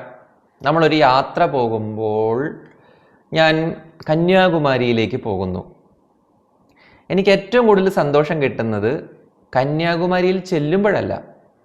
ഇത് പോസിറ്റീവ് സൈക്കോളജിയിൽ പറയുന്ന ഒരു പുതിയ പിന്നെ സന്തോഷത്തെക്കുറിച്ചിട്ടുള്ള ഒരു ഡെഫിനിഷനാണ്. ഞാൻ കന്യാകുമാരിയിലേക്ക് യാത്ര പോകാൻ വേണ്ടി തീരുമാനിക്കുന്ന നിമിഷം മുതൽ ഞാൻ സന്തോഷം അനുഭവിച്ചു തുടങ്ങും. പിന്നീട് ഞാൻ ഇതുവരെ കന്യാകുമാരി പോകാത്ത ആളെ കുറിച്ചാണ് പറയുന്നത്. പിന്നീട് ഞാൻ കന്യാകുമാരിയെക്കുറിച്ച് ഇമാജിൻ ചെയ്തു തുടങ്ങും. ഞാൻ അതിൻ്റെ വീഡിയോസ് കണ്ടു തുടങ്ങും. ഇതൊക്കെയാണ് സന്തോഷം. അതിനെക്കുറിച്ച് സംസാരിക്കും, അതിനെക്കുറിച്ച് സ്വപ്നം കാണും, അതിനെക്കുറിച്ച് ഞാൻ മറ്റുള്ളവരുമായിട്ട് ഷെയർ ചെയ്യും. അങ്ങോട്ടൊരു യാത്ര, അന്നത്തെ ദിവസം രാവിലെ ഞാൻ എഴുന്നേൽക്കും, ആരും വിളിക്കാതെ എഴുന്നേറ്റ് കുളിച്ച് പുതിയ വസ്ത്രം ധരിച്ച് റെഡിയാകും. എൻ്റെ ബാക്ക് പാക്ക് ഞാൻ ടൈറ്റാക്കും, എൻ്റെ ഷൂലേസ് ഞാൻ കെട്ടും, ഫ്ലൈറ്റ് ടിക്കറ്റ് ഞാൻ എടുക്കും, അല്ലെങ്കിൽ ട്രെയിൻ ടിക്കറ്റ് ഞാൻ എടുക്കും, ഞാൻ മുമ്പോട്ട് പോകും. ആ സംഗതിയില്ലേ, നമ്മൾ അവിടെ എത്തിച്ചേർന്നില്ല, പക്ഷേ നമ്മൾ ആ പ്രോസസ്സിലാണ്. ഇതാണ് സന്തോഷം. ഇതിന് പറയുന്ന പേരാണ് സന്തോഷം. അവിടെ എത്തിച്ചേർന്ന് കഴിയുമ്പോൾ ഇതുപോലൊരു സ്ഥലം മാത്രമാണ് അത്. ഓഫ് കോഴ്സ് അവിടെ പുതിയ കുറേ കാഴ്ചകളുണ്ട്, നമ്മളത് എക്സ്പ്ലോർ ചെയ്യും, നമ്മൾ എൻജോയ് ചെയ്യും, സംശയമൊന്നുമില്ല. പക്ഷേ ഈ ഒരു പ്രോസസ്സാണ് സത്യം പറഞ്ഞാൽ ലോങ് ലാസ്റ്റിംഗ് ആയിട്ട് നിൽക്കുന്ന ഒരു സന്തോഷം. നമ്മൾ അതിനു വേണ്ടി തയ്യാറെടുക്കുന്നു, അതിനെക്കുറിച്ച് ചിന്തിക്കുന്നു, നമ്മുടെ ചിന്തകളിലത്, നമ്മുടെ സ്വപ്നങ്ങളിലത്. നമ്മൾ ഓരോ ദിവസം എഴുന്നേൽക്കുമ്പോഴും 24-ാം തീയതി ഞാൻ അങ്ങോട്ട് പോകുന്നു, അല്ലെങ്കിൽ ഏപ്രിൽ 14 ഞാൻ അങ്ങോട്ട് പോകുന്നു. ഇങ്ങനെ ആ ഡേറ്റ് നമ്മുടെ മനസ്സിൽ ഇങ്ങനെ റിങ് ചെയ്തുകൊണ്ടിരിക്കും. ഓരോ ദിവസം കഴിയുന്നവരും നമ്മൾ അതിലേക്കുള്ള ദൂരം കുറഞ്ഞുകൊണ്ടിരിക്കുന്നതൊക്കെ നമുക്ക് അനുഭവിക്കാൻ സാധിക്കും. അതിനൊക്കെ കൂടെ പറയുന്ന പേരാണ് ആനന്ദം, സന്തോഷം എന്ന്. അതേസമയം ഒരു ലക്ഷ്യമില്ലാത്ത ഒരാളെ സംബന്ധിച്ച് അത്തരമൊരു സന്തോഷം അനുഭവിക്കാൻ സാധിക്കുകയില്ല. അയാൾ ഡിസ്ട്രാക്റ്റഡ് ആയിപ്പോവും. മനസ്സിലായില്ലേ? അപ്പം ലക്ഷ്യബോധം നമ്മളെ ഫോക്കസ്ഡ് ആയിരിക്കാൻ സഹായിക്കുന്നു. അപ്പം അദ്ദേഹം പറയുന്നത്, ആദ്യം പറഞ്ഞത് റിയർ വ്യൂ മിറർ സിൻഡ്രോം ആണ്. അതിനുശേഷം ഫോക്കസ്ഡ് ആയിട്ടിരിക്കുക. എപ്പോഴും നമ്മൾ ഈ ദൗർബല്യത്തെ അതിജീവിക്കാനുള്ള രഹസ്യം ലക്ഷ്യബോധം ഉണ്ടായിരിക്കുക. ഞാൻ എന്തായി തീരണം എന്നെനിക്കൊരു ചിത്രം വേണം. ആ ചിത്രം എന്നെ പ്രചോദിപ്പിക്കണം. രാത്രി കിടന്നാൽ എന്താ പറയുക, രാവിലെ എഴുന്നേൽക്കുമ്പോൾ ആ ചിത്രം മനസ്സിലേക്ക് വരണം. ഞാൻ എൻ്റെ പൊട്ടൻഷ്യൽ, എൻ്റെ കഴിവിനനുസരിച്ച് ഞാൻ ആയിത്തീരുന്ന ഒരു വിഷൻ ഉണ്ടല്ലോ, അത് നമ്മുടെ മനസ്സിൽ വേണം. ഇപ്പം നിങ്ങളൊരു ഡോക്ടർ ആവാനാണ് നിങ്ങൾക്ക് പാഷനേറ്റ് ആയിട്ട് നിങ്ങൾ ആഗ്രഹിക്കുന്നെങ്കിൽ, ഒരു എക്സാമ്പിൾ മാത്രമാണ്,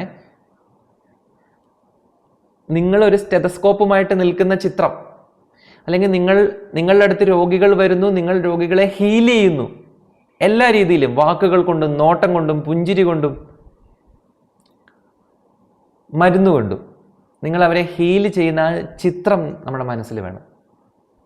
എല്ലാവരാലും സ്നേഹിക്കപ്പെടുന്ന ഒരു ഡോക്ടറായിത്തീരുന്നു, മനുഷ്യർ ദേവദൂതനെ പോലെ കാണുന്ന ഒരു ഡോക്ടറായിത്തീരുന്നു. ചെറിയ കാര്യമല്ല. അപ്പോൾ അങ്ങനെ ഒരു ചിത്രം നമ്മുടെ മനസ്സിൽ വേണം. അല്ലെങ്കിൽ നമ്മളൊരു അധ്യാപകനാകാൻ ഇഷ്ടപ്പെടുന്നു, അപ്പോൾ ആ ഒരു ചിത്രം നമ്മൾ നമുക്കൊരു ലക്ഷ്യബോധം എന്ന് പറഞ്ഞാൽ അതൊരു പിക്ചറൈസേഷനാണ്. നമ്മളെ സ്വപ്നം കാണാൻ പ്രേരിപ്പിക്കുന്ന ഒരു ചിത്രം, നമ്മളെ രാവിലെ എഴുന്നേൽക്കാൻ പ്രേരിപ്പിക്കുന്ന ചിത്രം. ഒരു പ്രശ്നം നമ്മുടെ മുമ്പിലേക്ക് വരുമ്പോൾ നമുക്ക് ഇത് ഓർത്താൽ സമാധാനം തരുന്ന രീതിയിൽ ആ ചിത്രം നമ്മുടെ ഉള്ളിലുണ്ടാവണം. നിങ്ങളൊരു എവിടെയെങ്കിലും വെച്ച് ഒരു പ്രോബ്ലം നിങ്ങളെ അപ്രോച്ച് ചെയ്യുകയാണ്. ഇപ്പോൾ നിങ്ങൾ ഒരു ട്രാഫിക്കിലെ ഒരു സിഗ്നൽ തെറ്റിച്ചു, നിങ്ങൾക്ക് ഫൈൻ വന്നു, ഒരു സ്ട്രെസ്സാണ്, ഒരു ടെൻഷനാണ്. പക്ഷേ അപ്പോൾ നമ്മളുടെ ഇമാജിനേഷൻ നമ്മുടെ ഭാവിയെക്കുറിച്ച് ഓർക്കുന്നു, നമ്മുടെ ലക്ഷ്യത്തെക്കുറിച്ച് ഓർക്കുന്നു. വളരെ പെട്ടെന്ന് ഈ പ്രശ്നം ഒന്നും അല്ലാണ്ടായി പോകുന്നു. ഒരു എക്സാമ്പിൾ പറഞ്ഞതാണ്. വളരെ പെട്ടെന്ന് ഈ ഒരു സ്ട്രെസ്സ് അതിൽ നിന്ന് നമ്മൾ റിലീസ്ഡ് ആവുന്നു. നമ്മൾ പോയി ഫൈൻ അടയ്ക്കുന്നു, സന്തോഷമായിട്ട് പോകുന്നു. ഓക്കെ, അപ്പോൾ ലക്ഷ്യബോധം വേണം. ദൗർബല്യത്തെ അതിജീവിക്കാനുള്ള രഹസ്യം ലക്ഷ്യബോധമാണ്. ലക്ഷ്യബോധം ഉണ്ടെങ്കിലുണ്ടല്ലോ നമ്മൾ സ്ട്രോങ് ആയിരിക്കും. പർപ്പസായിട്ട് ഒരാൾ ജീവിച്ചിരിക്കുന്ന ഒരാൾ പർപ്പസ്ഫുള്ളായിട്ട് ആ ചലനം കണ്ടാൽ അറിയാം. അയാളുടെ നടപ്പിലും അയാളുടെ എടുപ്പിലും നോട്ടത്തിലും എല്ലാം ആ പർപ്പസ് ഉണ്ടായിരിക്കും. അയാളോട് അറിയാതെ നമുക്കൊരു റെസ്പെക്റ്റ് ഒക്കെ വരും. ഒരു പർപ്പസ് ഇല്ലാത്ത ഒരാൾ കാറ്റത്തെ അപ്പൂപ്പൻ താടി പോലെ ഇരിക്കും. മനസ്സിലായില്ലേ? കാറ്റത്തെ അപ്പൂപ്പൻ താടി പോണ പോലെ സന്യാസിമാരൊക്കെ സഞ്ചരിക്കുന്നുണ്ട്, ഇല്ലെന്ന് ഞാൻ പറയുന്നില്ല. നമ്മൾ പക്ഷേ സന്യാസിയല്ല. സ്പിരിച്വലായിട്ട് അത് ഓക്കെ, പക്ഷെ നമ്മൾ അങ്ങനെയല്ലല്ലോ. അപ്പോൾ നമ്മളുടെ ലൈഫിൽ വിത്ത് ലക്ഷ്യമായിരിക്കണം, നമ്മൾ പർപ്പസ് ആയിരിക്കണം.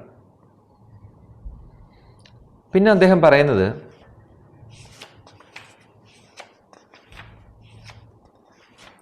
അർജൻസിയാണ്. അർജൻസി ഉണ്ടാവണം. അതായത് എല്ലാം പിന്നത്തേക്ക് മാറ്റിവെക്കുക എന്ന് പറഞ്ഞ അർത്ഥം നമ്മൾ നമ്മുടെ ലക്ഷ്യവുമായിട്ട് വെഡഡ് അല്ല എന്നുള്ളതാണ്. നമ്മൾ അതുമായിട്ട് വെഡഡ് അതുമായിട്ട് നമ്മൾ കെട്ടുപിണഞ്ഞിട്ടില്ല. നമ്മൾ നമ്മുടെ ലക്ഷ്യത്തെ വരിക്കുക, അതിനെ മാരി ചെയ്യുക, വെഡ് ചെയ്യുക. അപ്പം അങ്ങനെ ചെയ്താൽ എന്താണ്? അർജൻസി ഉണ്ടാവും. ഞാൻ ഇന്ന് ചെയ്യുന്നതാണ് ഒരു 7 ദിവസം ചെയ്യുമ്പം ഒരാഴ്ചയിൽ ഞാൻ ചെയ്യുന്നതാകുന്നത്, അങ്ങനെ 4 ആഴ്ചകൾ കൂടുമ്പം ഒരു മാസം ഞാൻ ചെയ്യുന്നതാകുന്നത്, അങ്ങനെ 12 മാസം കൂടുമ്പോൾ ഒരു വർഷം ഞാൻ ചെയ്യുന്നതാകുന്നത്, അങ്ങനെ ഒരു 10 വർഷം കഴിയുമ്പോൾ എൻ്റെ ലൈഫായിട്ട് മാറുന്നത് എന്താണ്? ഞാൻ ഇപ്പോൾ ചെയ്യുന്ന കാര്യമാണ്. അതുകൊണ്ട് ജീവിതത്തിലെ എല്ലാം തന്നെ ആ ലക്ഷ്യത്തിലേക്ക് എന്നെ അടുപ്പിക്കുന്ന എന്തെങ്കിലും ഒരു എലമെൻറ്റ് അതിനകത്ത് ഇട്ട് കൊടുക്കുക. ഇപ്പം യാത്ര പോയാലും സിനിമ കണ്ടാലും ഒക്കെ ഇത് എങ്ങനെ നമുക്ക് നമ്മളുടെ ലക്ഷ്യത്തിലേക്ക് ഇതിനെ എങ്ങനെ ഏത് രീതിയിൽ ഇതിനെ വിളക്കി ചേർക്കാൻ പറ്റും. ഒരു സിനിമ കണ്ടാൽ അതിൽ നിന്ന് നമുക്ക് എന്ത് മെസ്സേജ് എടുക്കാൻ പറ്റും എൻ്റെ ലക്ഷ്യത്തിലേക്ക് പോകുമ്പോൾ. ഇപ്പോൾ ഒരു പുസ്തകം എഴുതണമെന്നാണ് നിങ്ങൾ ആഗ്രഹിക്കുന്നതെങ്കിൽ പുസ്തകം എഴുതാൻ എന്താണ് വേണ്ടത്? അനുഭവങ്ങൾ ഓഫ് കോഴ്സ് വേണം. അപ്പോൾ അതിനെ ഒരു അനുഭവമാക്കി മാറ്റിയെടുക്കാൻ സാധിക്കുമോ? അപ്പോൾ എല്ലാത്തിനും തന്നെ ഈ ഒരു ലക്ഷ്യത്തിലേക്ക് എനിക്ക് ഘടിപ്പിക്കാൻ സാധിക്കണം. അർജൻസി. ഇനി അത് മാത്രം പോരാ, അതിനുവേണ്ടി അർജൻറ്റായിട്ട് ഞാൻ എന്തെങ്കിലും ചെയ്യുകയും വേണം. വെച്ച് താമസിപ്പിക്കലുകളിലേക്ക് ഒരിക്കലും നിങ്ങൾ പോകരുതെന്ന് അദ്ദേഹം പറയും. വെച്ച് താമസിപ്പിക്കരുത്. നല്ലതാണെന്ന് നിങ്ങൾക്ക് ഉറപ്പുള്ളൊരു കാര്യം അത് വെച്ച് താമസിപ്പിക്കരുതെന്ന് അദ്ദേഹം പറയണേ. നല്ലതെന്ന് ഉദ്ദേശിച്ചത് നിങ്ങൾക്ക് നിങ്ങളുടെ ഭാവിയിലെ ലക്ഷ്യത്തിലേക്ക് സഹായിക്കുമെന്ന് ഉറപ്പുണ്ടെങ്കിൽ അതൊരിക്കലും വെച്ച് താമസിപ്പിക്കരുത്. വെച്ച് താമസിപ്പിക്കൽ ഉപയോഗിക്കപ്പെടാത്ത സാധ്യതകളിലേക്ക് പോകും. നിങ്ങളുടെ പോസിബിലിറ്റിയെ അച്ചീവ് ചെയ്യാതെ പോകാൻ അത് വെച്ച് താമസിപ്പിക്കലുകൾ ഒരു തടസ്സമായി നിൽക്കും. അതുകൊണ്ട് അർജൻസി വേണം. അതൊരിക്കലും ഡിലേ ചെയ്യരുത്. നല്ല കാര്യങ്ങൾ ഡിലേ ചെയ്യരുത്. ഇപ്പോൾ ഈ നിമിഷമാണ് നമ്മുടെ കയ്യിലുള്ളത്. പിന്നെന്ന് പറഞ്ഞാൽ ഒരിക്കലും തിരിഞ്ഞു നോക്കരുത്. നമ്മൾ ഒരു കാര്യത്തിന് ഇറങ്ങി പുറപ്പെട്ട് കഴിഞ്ഞാൽ അതിനു മുമ്പ് നിങ്ങൾ ചിന്തിച്ചോണം ഇതുകൊണ്ടുള്ള പ്രോസ് ആൻഡ് കോൺസ്. ഞാൻ ഇങ്ങനെ ഒരു ഡിസിഷൻ എടുക്കാൻ പോവാണ്, ഞാൻ ഇങ്ങനെ ഒരു വെഞ്ചർ ചെയ്യാൻ പോവാണ്, അപ്പോൾ അത് എത്രത്തോളം റിസ്കി ആണെന്നൊക്കെ നമുക്ക് അതിന് മുമ്പ് ആലോചിക്കാം. അതിനുള്ള സമയമുണ്ട്. അതിനുള്ള സമയം എടുക്കുക. Take enough time. നന്നായിട്ട് ആലോചിക്കുക. എഴുതി വയ്ക്കുക. നിങ്ങൾ ഓവർ തിങ്കിങ് വേണ്ട. ചിന്തിച്ചിട്ട് നിങ്ങൾക്കൊരു രൂപം കിട്ടുന്നില്ലെങ്കിൽ ഒരു പുസ്തകം എടുക്കുക. ഞാൻ ഇങ്ങനെ കുറച്ച് പൈസ ഇൻവെസ്റ്റ് ചെയ്യാൻ പോകണു, അല്ലെങ്കിൽ ഞാൻ ഇങ്ങനെ ഒരു ഡിസിഷൻ എടുക്കാൻ പോകണു, ഞാൻ എൻ്റെ കരിയർ ഷിഫ്റ്റ് ചെയ്യാൻ പോകണു, എന്ത് തന്നെ ആയിക്കൊള്ളട്ടെ, അത് ഞാൻ ഒരാളെ മാരേജ് ചെയ്യാൻ പോകണു, എന്ത് തന്നെ ആയിക്കോട്ടെ, അത് എഴുതി വയ്ക്കുക. എഴുതി വെച്ചിട്ട് അതിൻ്റെ പ്രോസ് ആൻഡ് കോൺസിനെ കുറിച്ചൊക്കെ ചിന്തിക്കുക. അതിൻ്റെ എല്ലാ സൈഡുകളും ഒന്ന് നോക്കുക. എത്രയൊക്കെ ഭയപ്പെടുത്തുന്നതാണെങ്കിലും അതിൽ എന്തെങ്കിലും ഒന്ന് നമ്മളെ ആകർഷിക്കുന്നതുണ്ടോ? നമ്മളെടുക്കുന്ന ഡിസിഷൻസിൽ എന്തെങ്കിലുമൊക്കെ നമ്മളെ ആകർഷിക്കുന്നതുണ്ടോ? ഇതിൻ്റെ അപായ സാധ്യതകൾ മുമ്പിൽ കാണുമ്പോൾ പോലും അത് നമ്മളെ ആകർഷിക്കുന്നുണ്ടോ? ഇങ്ങനെ ഒത്തിരി കാര്യങ്ങൾ നമ്മൾ പഠിക്കുക. സമയം കൊടുത്ത് തന്നെ പഠിക്കുക. ചുമ്മാ സമയം അലോട്ട് ചെയ്യുക. ഇത് വെച്ച് ഈ ഒരു വിഷയം മനസ്സിൽ നിർത്തിക്കൊണ്ട് ഒടുവിൽ അതിങ്ങനെ ഇൻഡിസിഷനിൽ ഒരുപാട് പോകരുത്. ഒരു ഡിസിഷനിൽ എത്തിച്ചേർന്ന് കഴിഞ്ഞാൽ പിന്നെ ചിന്തിക്കരുത്. പിന്നെ ചിന്തയില്ല. പിന്നെ എന്ത് തന്നെ വന്നാലും അത് അക്സെപ്റ്റ് ചെയ്തോണം. ഗുണമായാലും ദോഷമായാലും. റൗണ്ട് അബൌട്ട് പിന്നില്ല. റൗണ്ട് അബൌട്ട് നിങ്ങളുടെ ജീവിതത്തിൽ ഉണ്ടാവുകയേ അരുത്. അങ്ങനെ ഉണ്ടാവാതിരിക്കാനുള്ള കാര്യമാണ് ഈ പറഞ്ഞത്. ചിന്തിക്കേണ്ട സമയത്ത് ചിന്തിക്കുക. നന്നായിട്ട് എഴുതി ചിന്തിക്കുക. അത് ചിത്രം വരച്ച് ചിന്തിക്കുക. ഇനി എത്ര ലൈഫ് ബാക്കിയുണ്ടെന്ന് നോക്കുക. ഇനി എത്ര ഡെക്കേഡ്സ് ബാക്കിയുണ്ടെന്ന് നോക്കുക. അവിടെയൊക്കെ എനിക്ക് എങ്ങനെയായിരിക്കും സംഭവിക്കാനുണ്ടെന്ന് ഒരു പരിധി വരെയൊക്കെ നമ്മൾ ഇമാജിൻ ചെയ്യാം, അല്ലേ? ഒരു പരിധി വരെയൊക്കെ നമുക്ക് ഇമാജിൻ ചെയ്യാം. അങ്ങനെയൊക്കെ ഇമാജിൻ ചെയ്ത് നോക്കുക. ഉണ്ടാകാനുള്ള റിസ്കുകൾ, വേഴ്സ്റ്റ് കേസ് സിനാരിയോ എല്ലാം നിങ്ങൾ നോക്കിക്കോ. അതൊക്കെ ഇതിനു മുമ്പ്, ഡിസിഷൻ എടുക്കുന്നതിന് മുമ്പ് ഇതൊക്കെ നോക്കാം. ഇത് നോക്കിക്കൊണ്ട് അങ്ങനെ അങ്ങ് ഇരിക്കരുത്. ഡിസിഷൻ എടുക്കുക, ഡിസിഷനിലേക്ക് എത്തിച്ചേരുക. അപ്പോൾ ഇത് ചിന്തിക്കുക, ഡിസിഷനിൽ എത്തിച്ചേരുക. പിന്നെ ചിന്തയില്ല, പിന്നെ ഓൺലി ഡൂയിങ്. ഇത്രയേ ഉള്ളൂ. ചിന്തിച്ചുകൊണ്ടേ ഇരിക്കരുത്, അത് എഴുതുക. എഴുതി കഴിഞ്ഞാൽ ഒരു 2 ദിവസം ചിന്തിക്കുന്നത് ഒരു 2 മണിക്കൂർ എഴുതിയാൽ നിങ്ങൾക്ക് അതിൻ്റെ പരിഹാരം കിട്ടും. ഒരു ജേണലിൽ എഴുതി കഴിഞ്ഞാൽ അങ്ങനെ ഓവർ തിങ്കിങ്ങിൽ നിന്ന് രക്ഷപ്പെട്ട് അതിനെ വളരെ ക്ലാരിറ്റി കൊണ്ടുവരിക. എഴുതി കഴിഞ്ഞാൽ ക്ലാരിറ്റി കൂടും. ഡിസിഷൻ, പിന്നെ ചിന്തിക്കരുത്, പിന്നെ ആക്ഷൻ, ഓൺലി ആക്ഷൻ. അതിൽ എന്ത് വന്നാലും പിന്നെ ഒന്നുമില്ല. വിജയമോ പരാജയമോ തിരിച്ചടിയോ അല്ലെങ്കിൽ മഹാവിജയമോ പിന്നെ എല്ലാം നമ്മൾ അക്സെപ്റ്റ് ചെയ്തിരിക്കുന്നു. ഇപ്പം തന്നെ അക്സെപ്റ്റ് ചെയ്തിരിക്കുന്നു, എല്ലാം അക്സെപ്റ്റ് ചെയ്തിരിക്കുന്നു. അതാണ്. പിന്നെ തിരിഞ്ഞു നോക്കരുത്. Burn the boat. ഇനി നിങ്ങൾക്കൊരു തിരിച്ചു പോക്കില്ല. ഇനി നിങ്ങൾക്ക് മുമ്പോട്ട് മാത്രമേ പോകാനുള്ളൂ, പുറകോട്ടൊരു പോക്കില്ല. ഇതാണ് അദ്ദേഹം പറയുന്നത്. അപ്പോൾ നമുക്ക് അടുത്ത ക്ലാസ്സിൽ ഇതിൻ്റെ ഏറ്റവും കോറായിട്ടുള്ള ഒരു ഭാഗത്തേക്ക് നമ്മൾ പോകും. അതിനു മുമ്പുള്ള എല്ലാ മുന്നൊരുക്കങ്ങളും ആയിക്കഴിഞ്ഞു. ഇനി നമുക്ക് വിസ്മയ പുലരിയുടെ ഏറ്റവും കോർ പോർഷനിലേക്ക് നമ്മൾ പോവുകയാണ്. തൽക്കാലം നമ്മളിവിടെ നിർത്തുകയാണ് ഇന്നത്തെ ക്ലാസ്. ഇനി നിങ്ങളുടെ ടൈമാണ്. നിങ്ങൾ എന്താണ് ഇതിനകത്ത് മനസ്സിലാക്കിയത്?